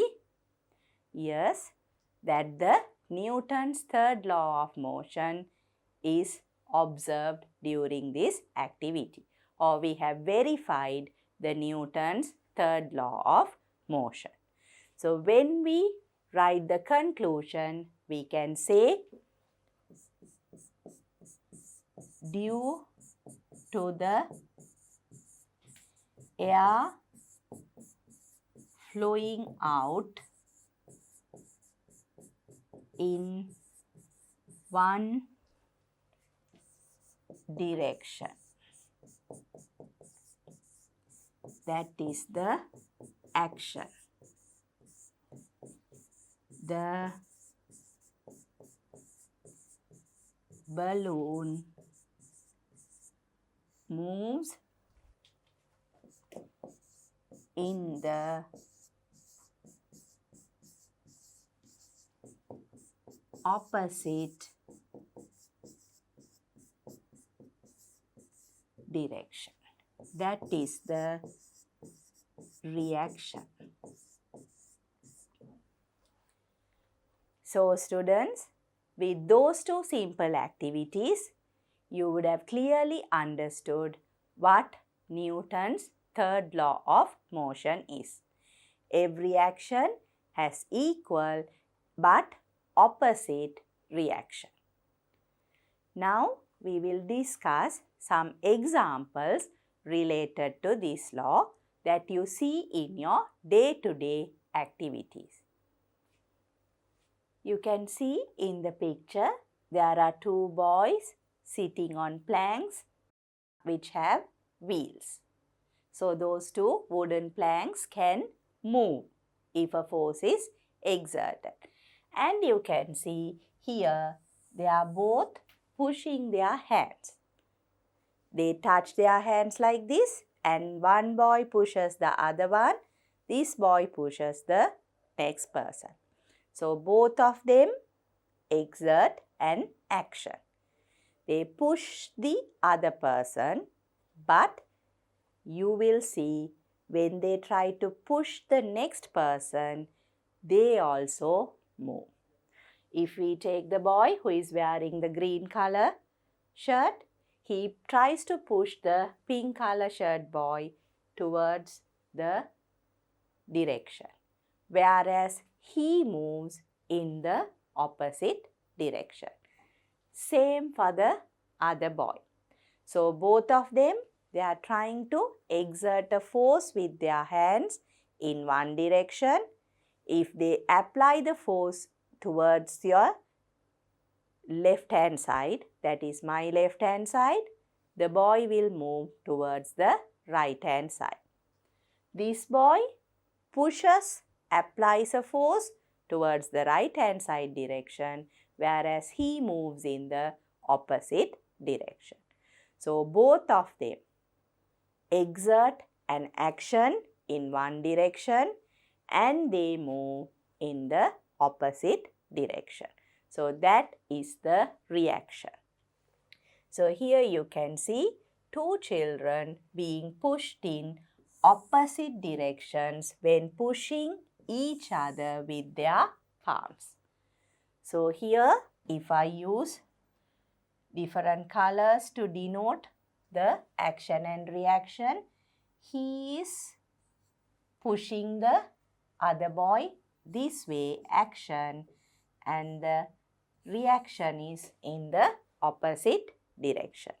Whereas the second boy, his action is this way, but the reaction is in the opposite direction. So as you can see, both the boys apply the action in one direction and get the reaction in the opposite direction. Now let us consider another example. Here you can see a person rowing a boat. So this is something very familiar to you. With the oars, when you row a boat, you push the water backwards. Remember, water moves backwards, or we push the water with the oars backwards. That is the action. So here we are pushing the water backwards. That is the action. And due to that action, the water molecules push the boat towards the forward direction. So the boat moves forward. That is the reaction. So here also Newton's third law of motion is in action. Force applied on the water by the oars and the reaction force acting on the boat. So if we summarize this, we push the water backwards with the oars. The water pushes the boat forward. So that is the reaction. Equal and opposite reaction.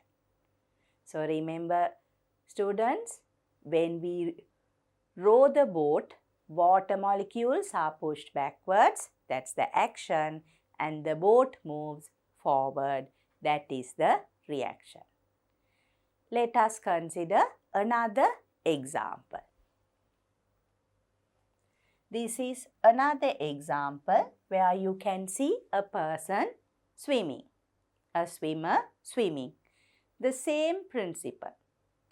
He has to push the water backwards. I am sure most of you all know to swim and you know the movement of swimming. With your hands, you push the water backwards. That is the action. And you move forward, or the swimmer moves forward. That is the reaction. So here, hands applying a force on water, that is the action. Action, water is pushed backwards.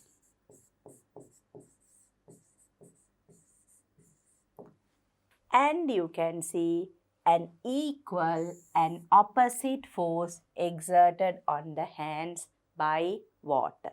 That will be the reaction. The swimmer is pushed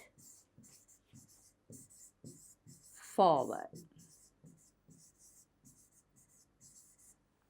By what? The force exerted by water on the hands. Forward by the force exerted by water on the hands of the swimmer. So here again, this is another example of the Newton's third law. Every action has equal and opposite reaction. Not only these, there are many more examples for this third law. When you walk, think of how you all walk on the floor. You exert an action where you are trying to push the floor backwards, and the floor exerts a reaction and you move forward. Say a catapult. You stretch the band of the catapult, you pull it backwards, and once you release it, it moves forward. When you fire a gun, because the bullet moves with a force forward, that is the action, the gun moves backwards, that is the reaction. When birds fly, they push the air downwards and the air exerts a force on the bird and pushes it upwards. So, in many day-to-day activities, you can observe the Newton's third law of motion. Every action has equal and opposite reaction. So, students, you have to remember the terms action and reaction, and when you are given an example, you should know to identify which is action and what is the reaction for that. So, I am sure with these few examples, you would have clearly understood what Newton's third law of motion is. Not only that, you can now understand the Newton's three laws of motion. The first law, second law, and the third law. So, we will get on to the next topic, that is momentum. Before I come to the definition of momentum, we will consider some examples. Now, let's say I throw this pen towards you. You can easily catch it because either a pen or a pencil is a very light object. Even if it comes at a somewhat high speed, you can still catch it. Let's say I throw a ball at you. That also can be caught by another person. What if somebody throws a putt at you? It's a heavy iron ball. It's very difficult to catch it. Why? Because it's very heavy. We'll take a very light object. For an example, a bullet. You know a bullet is very tiny. But when it is fired by a gun, can you catch the bullet? No, it's not possible. There, the bullet is a small object, the weight is less, but it comes with a very high speed. So, there you can't catch and stop the object. That is what we consider as momentum. The difficulty in stopping a moving object is known as the momentum of that object. So, now let us look at the definition. The momentum of a moving body. So, it has to be a moving body is a measure of how difficult it is to stop the motion of that body.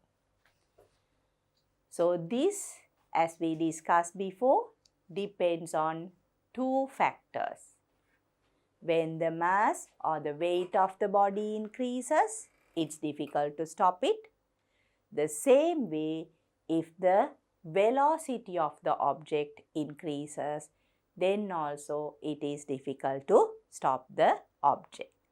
So, that means the momentum depends on two factors.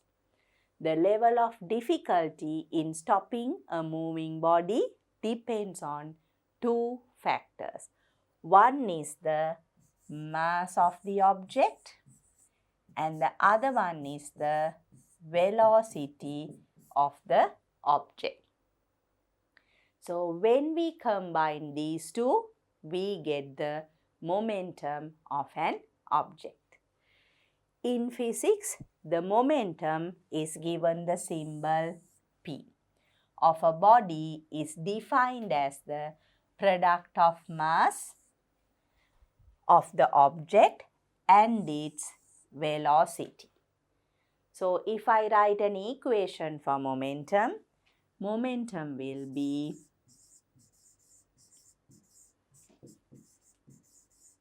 equal to mass into velocity. If I use the symbols as given to you, momentum, the symbol is P, and that is equal to mass m into velocity v. So momentum P equals mv. That is the equation for momentum. P equals mv. Momentum equals mass into velocity. So students, with that understanding, now let us do some calculations related to momentum. Example 1. What is the momentum of a body of mass 2000 kg moving at a velocity of 20 meters per second? A very direct question, but always remember, when you do a calculation, you have to write the equation first.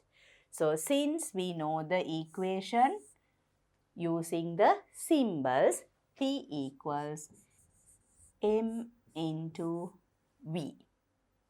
So we have to substitute the values, and here you have to remember the SI unit of mass is kilogram and the SI unit of velocity is meters per second. So we need to have both the mass and the velocity in kilogram and meters per second. Thereby, you will get the unit for momentum as kilogram meters per second. So I will substitute the values. Mass is 2000 kilograms and the velocity is 20 meters per second. And when you multiply the values, it is going to be 40,000 kilogram meter second minus 1.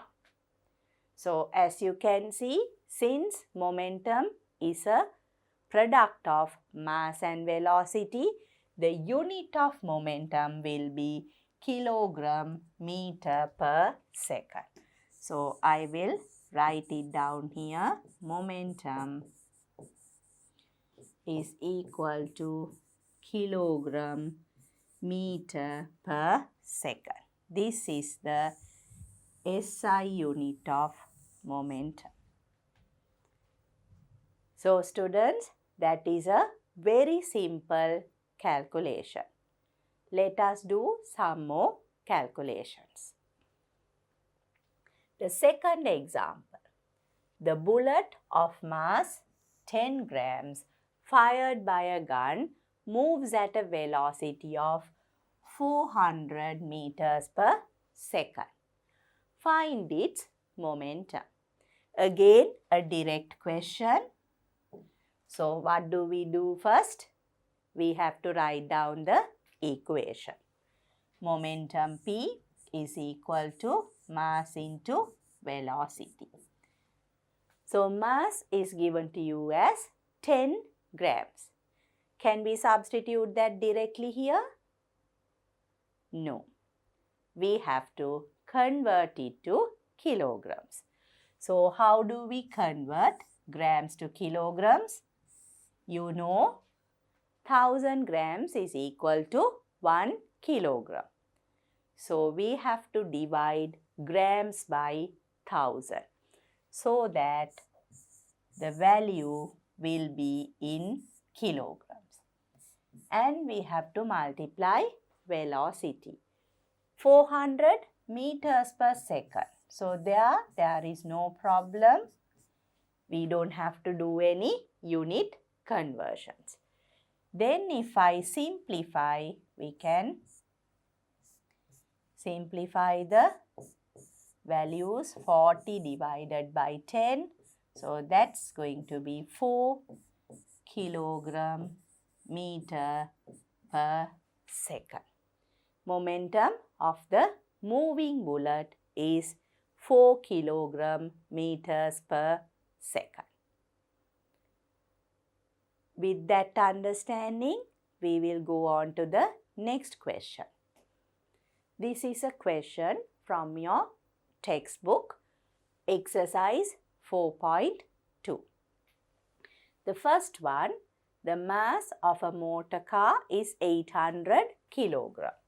So always when we read the question, it is better if we can identify the data and write it down or note it like this. Find its momentum when it is moving at a velocity of 5 meters per second. So again, a direct question. We need to find the momentum of the car. You can even write it like this, momentum of the car, that is P is equal to mass into velocity. Here are the units correct? Yes, kilogram and meters per second. So we directly substitute the values. 800 kilogram into velocity is 5 meters per second. So when you multiply 8 into 5, 40 and 2 zeros, so it becomes 4000 kilogram meters per second. That is the momentum of the moving car. Now the next question. The mass of an object is 600 grams. Find its momentum when it is moving at a velocity of 5 meters per second. So we need to find the momentum of a small object. So here, as you can see, the mass is given in 600 grams. So what do we do now? We need to convert the units to kilograms. Yes. So momentum is equal to mass into velocity. So mass is given as 600 grams. To convert it to kilograms, we divide it by 1000. So 600 divided by 1000 kilograms, and the velocity is 5 meters per second. So here also we can easily simplify these values. So you get the answer as 3 kilogram meter per second. That is the momentum of this object. We'll go on to the next question. A certain object has a mass of 200 grams. If it moves with a velocity of 4 meters per second, what is the momentum of the object? I'm sure now you're very familiar with this equation. It is a direct calculation. What do we write? Momentum P is equal to mass into velocity. Mass is 200 divided by 1000 because we need to convert it to kilograms into velocity 4 meters per second. Here also we can simplify by cutting off the zeros. So you will get it as 8 over 10. That is equal to 0.8 kilogram meter per second. That is the momentum of this object. We'll go on to the next question. The momentum of a moving object. Now a different one. They have given us the momentum 6 kilogram meters per second. Find its velocity if it has a mass of 500 grams. So now we know the momentum, we need to find the velocity. Still we use the same equation, momentum equals mass into velocity. So since we need to find velocity, I will rearrange the equation first. So momentum divided by mass will be velocity. So if I have to calculate velocity, I need to substitute the momentum 6 kilogram meter per second divided by 500 grams.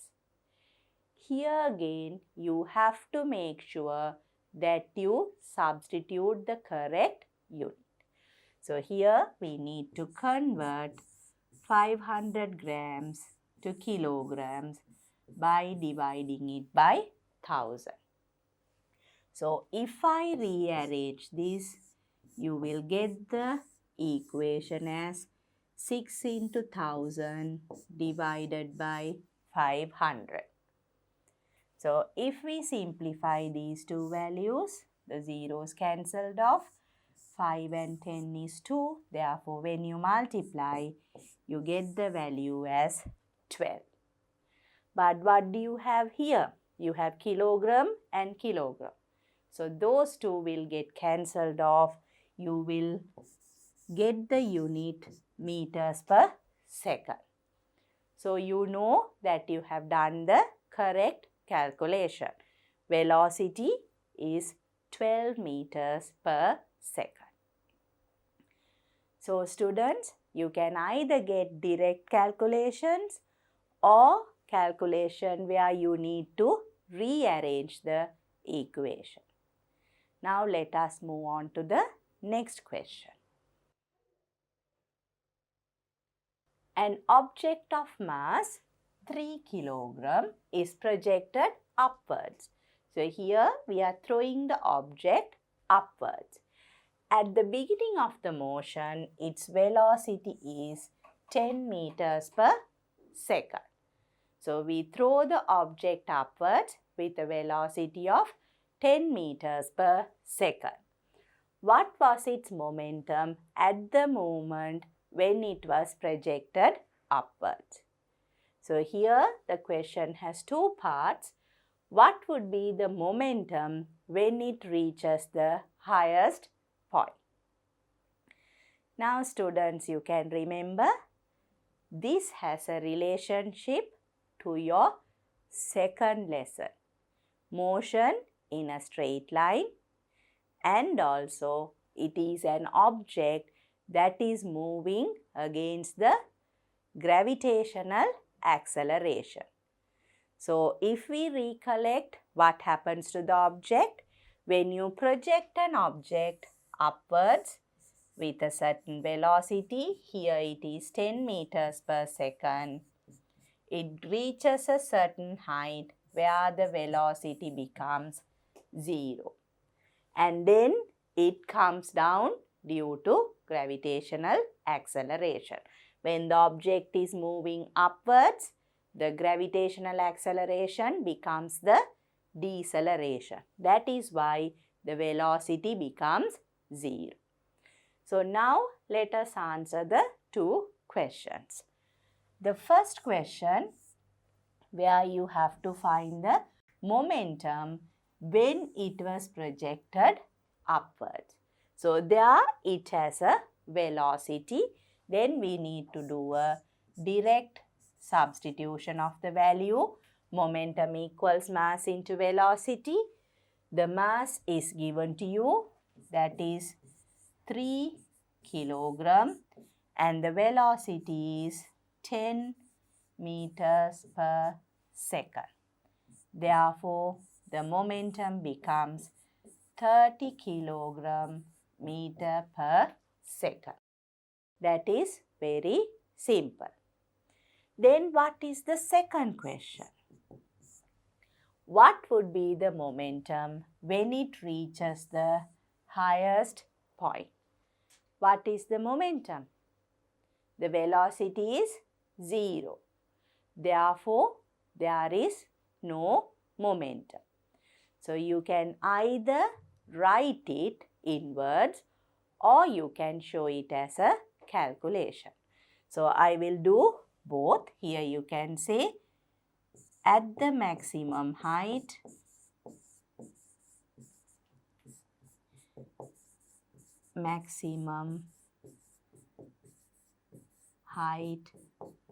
the velocity is 0. Therefore,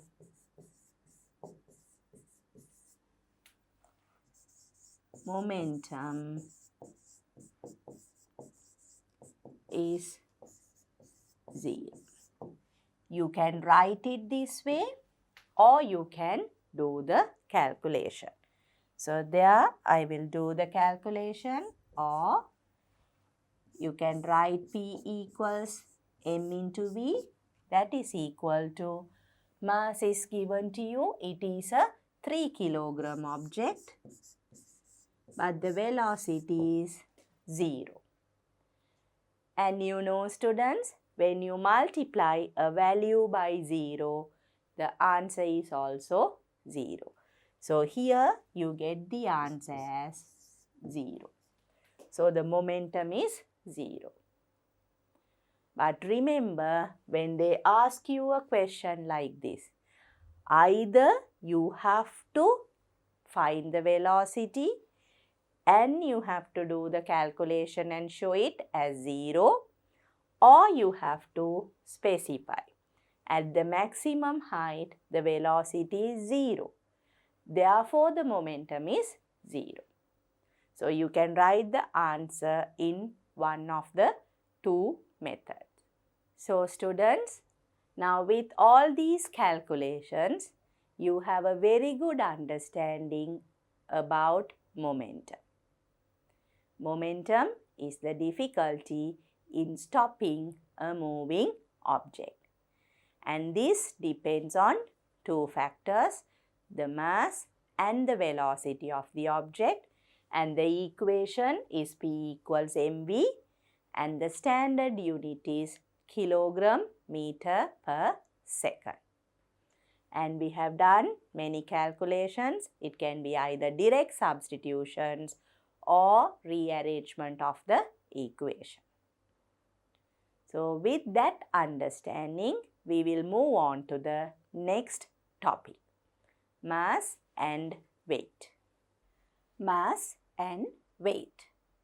So, if we take the mass of an object is the amount of matter in it. If we take any matter, you all know that it has a mass and it occupies space. So, this mass is based on the amount of matter that makes up each object. It can be a solid, liquid or a gas. All of them have a mass. So, that is the amount of matter present in any substance. And mass is measured in kilograms. The international unit of mass is kilograms. So, that is the SI unit of mass. Normally, when we weigh ourselves, from small days, you are used to it, weighing and taking the weight. There, we take the mass of a person because we measure ourselves in the unit kilogram. So when you go and weigh yourself, say if you get the value as 60 kilograms, that means the mass of your body is 60 kilograms. The same way, you take an object, if it has a reading of 25 kilograms, the mass of that object is 25 kilograms. Liquids also have a mass, air, gases have a mass. So all matter has mass because they are all made up of constituent particles. And the amount of matter means the amount of constituent particles present in a certain substance. This leads to the weight of the object. The reason is, as you can see, the weight of an object according to Newton's second law. You can remember the Newton's second law, students? The force acting on a body moving at an acceleration is given by what? Yes, the force is F, that is equal to mass into acceleration. Why? According to the Newton's law, that is the second law, acceleration is proportional to the unbalanced force acting on the moving object, and it is inversely proportional to the mass of the object.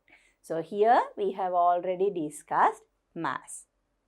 Now if it is an object that is falling under gravitational acceleration, you'd lift an object to a height, just drop it down, then you know it moves down due to acceleration.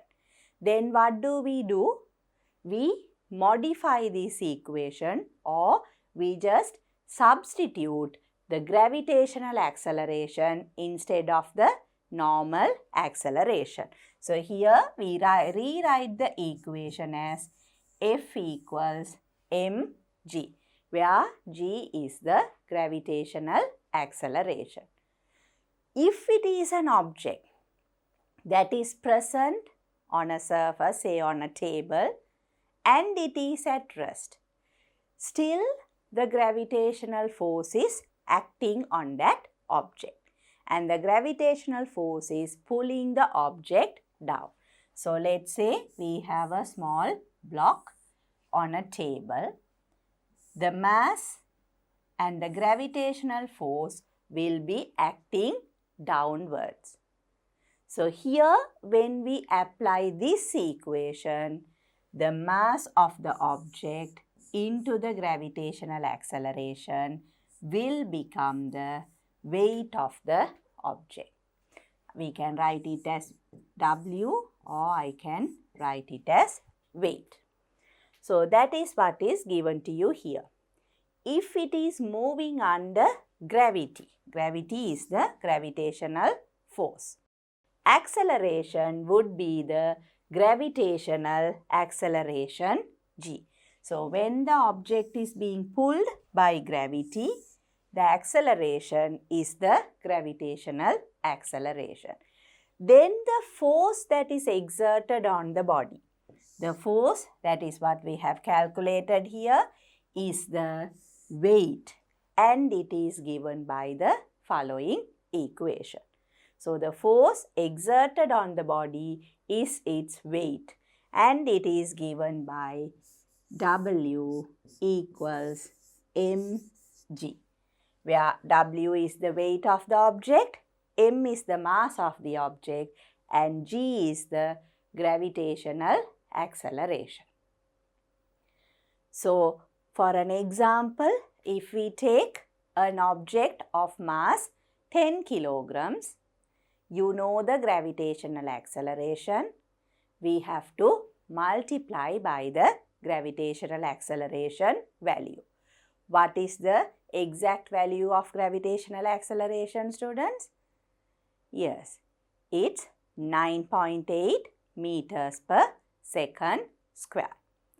So students, you can see we have obtained an equation for weight. weight is equal to mass into gravitational acceleration. And if you take a body, the point at which the weight acts on that body, weight is a force, the point where that force acts on the body is known as the center of gravity. So, as I showed in this diagram, if this is the part where the weight of the object acts on the object, then that point will be known as the center of gravity.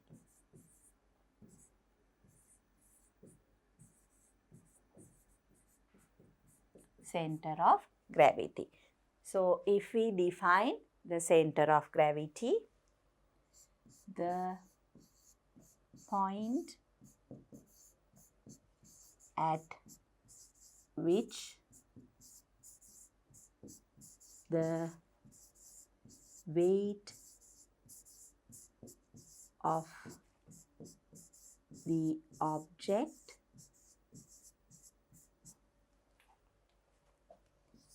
acts on it is known as the center of gravity. Okay. So, students, you have to remember that from the Newton's second law, F equals ma, we get an equation for weight, W equals mg. So, that is the relationship between weight and mass. And the point where the weight acts on the body or the object is known as the center of gravity. Now, let us discuss how we define the unit for weight. So, since the gravitational acceleration near the surface of the earth at sea level is 9.8 meters per second. So, normally at sea level or mean sea level, gravitational acceleration is 9.8 meters per second square. Then what happens? We define the weight of a body of mass as 9.8 into m. So, if we take the mass of the object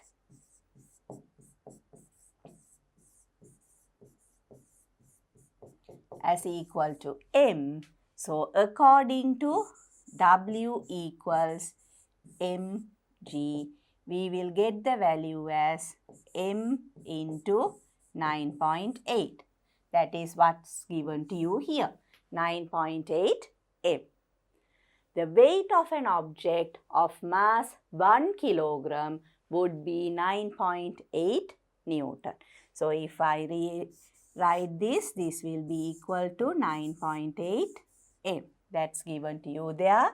So, if m is 1 kilogram, then what will be the weight of the object? We can write it here. The weight of the object will be 9.8 into 1. So, here again it would be 9.8. But the units, 9.8 is in meters per second squared and 1 is in kilogram. And as you already know, if we take this full unit kilogram meter second squared, that will give you the unit Newton.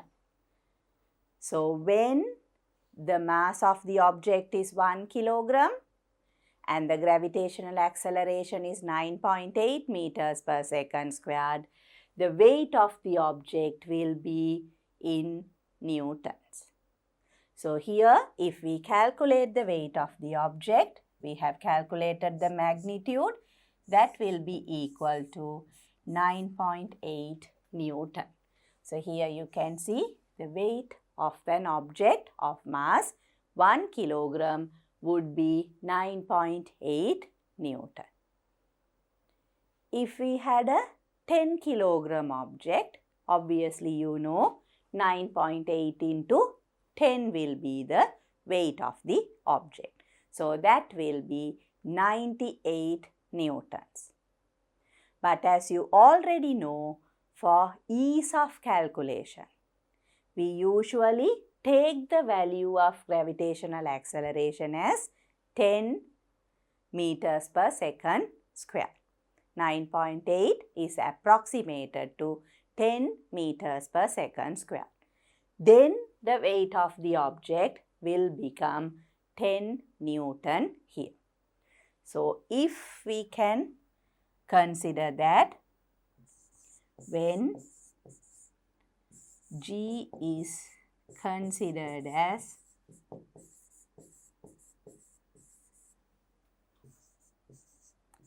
10 meters per second squared, then W will be 1 kilogram into 10 meters per second squared. So that will be 10 Newton.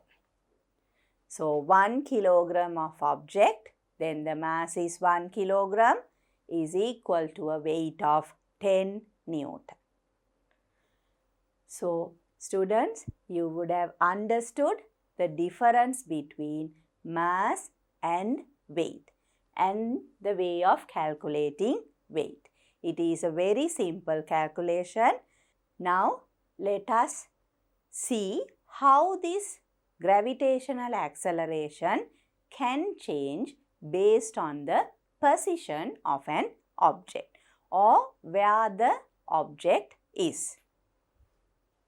When we go up, starting from sea level, the gravitational acceleration gradually decreases. So when the height increases, the gravitational acceleration decreases. So I can show that height increases and G decreases. So what will happen to the weight of an object? Therefore, if we take an object to the top of a mountain, the weight of the object becomes less. The gravitational acceleration at sea level is 9.8. At the top of a very high mountain, the gravitational acceleration might be 9.6 meters per second square. Then obviously the weight will be less, 9.6 newtons. The same way, if we go to the moon, on the moon, you can see the gravitational acceleration is about 1/6 of that on the earth. So compared to the gravitational acceleration of the earth, the gravitational acceleration of the moon will be very much less. That is 1/6 times less than the gravity of the earth. Therefore, the weight of any object on moon will be very much lesser. This is something that you might have seen in movies or documentary films. When people go to the moon, astronauts, they tend to float. So that is because the gravity of the moon is less. But the mass does not change. So here I can highlight that to you all. The object, the weight becomes less while the mass remains constant. So the mass of the object does not change based on the height or depending on the place where it is present. It is a constant. But based on the gravitational acceleration, the weight of the object will change. Now, let us see how the weight of an object on Earth will change on the moon by doing the calculation. So, for example, if I take an object which has a mass of, let's say, 6 kilograms is the mass of the object. So, on Earth, we use the equation W equals mg. So, here W is going to be 6 and we will take the gravitational acceleration as 10. And here g, I will take it as 10 meters per second square. So, here you can see the weight of the object will be 60 Newton. The same object, we take that to the moon. So, on the moon,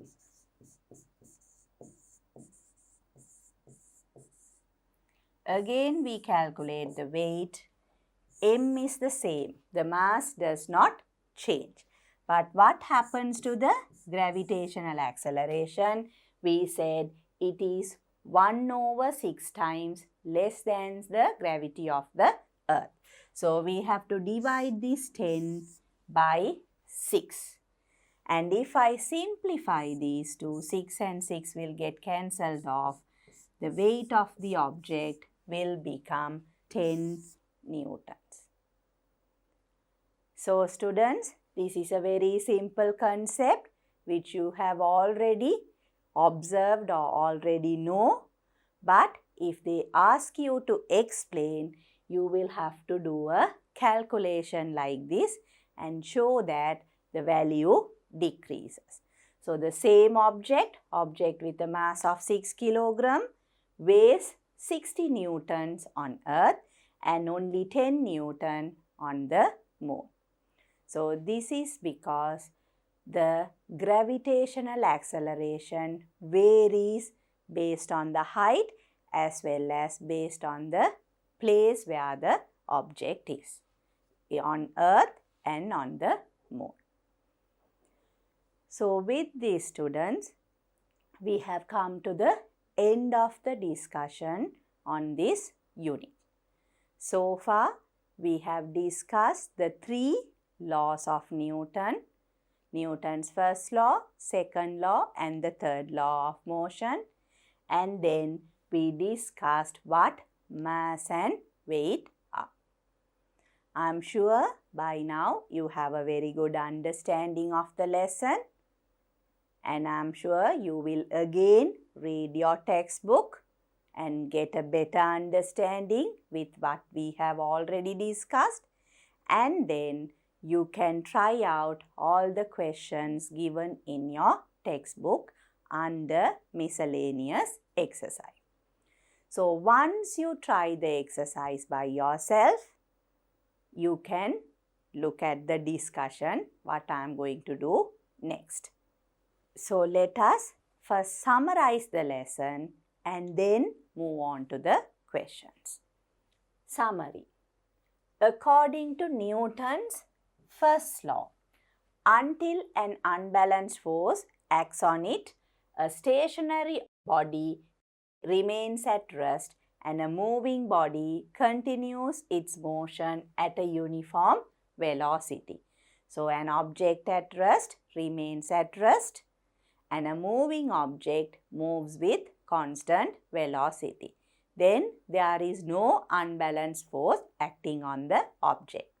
But when we apply a force to an object at rest, it starts moving, and if we apply an unbalanced force to a moving object, it either accelerates or decelerates.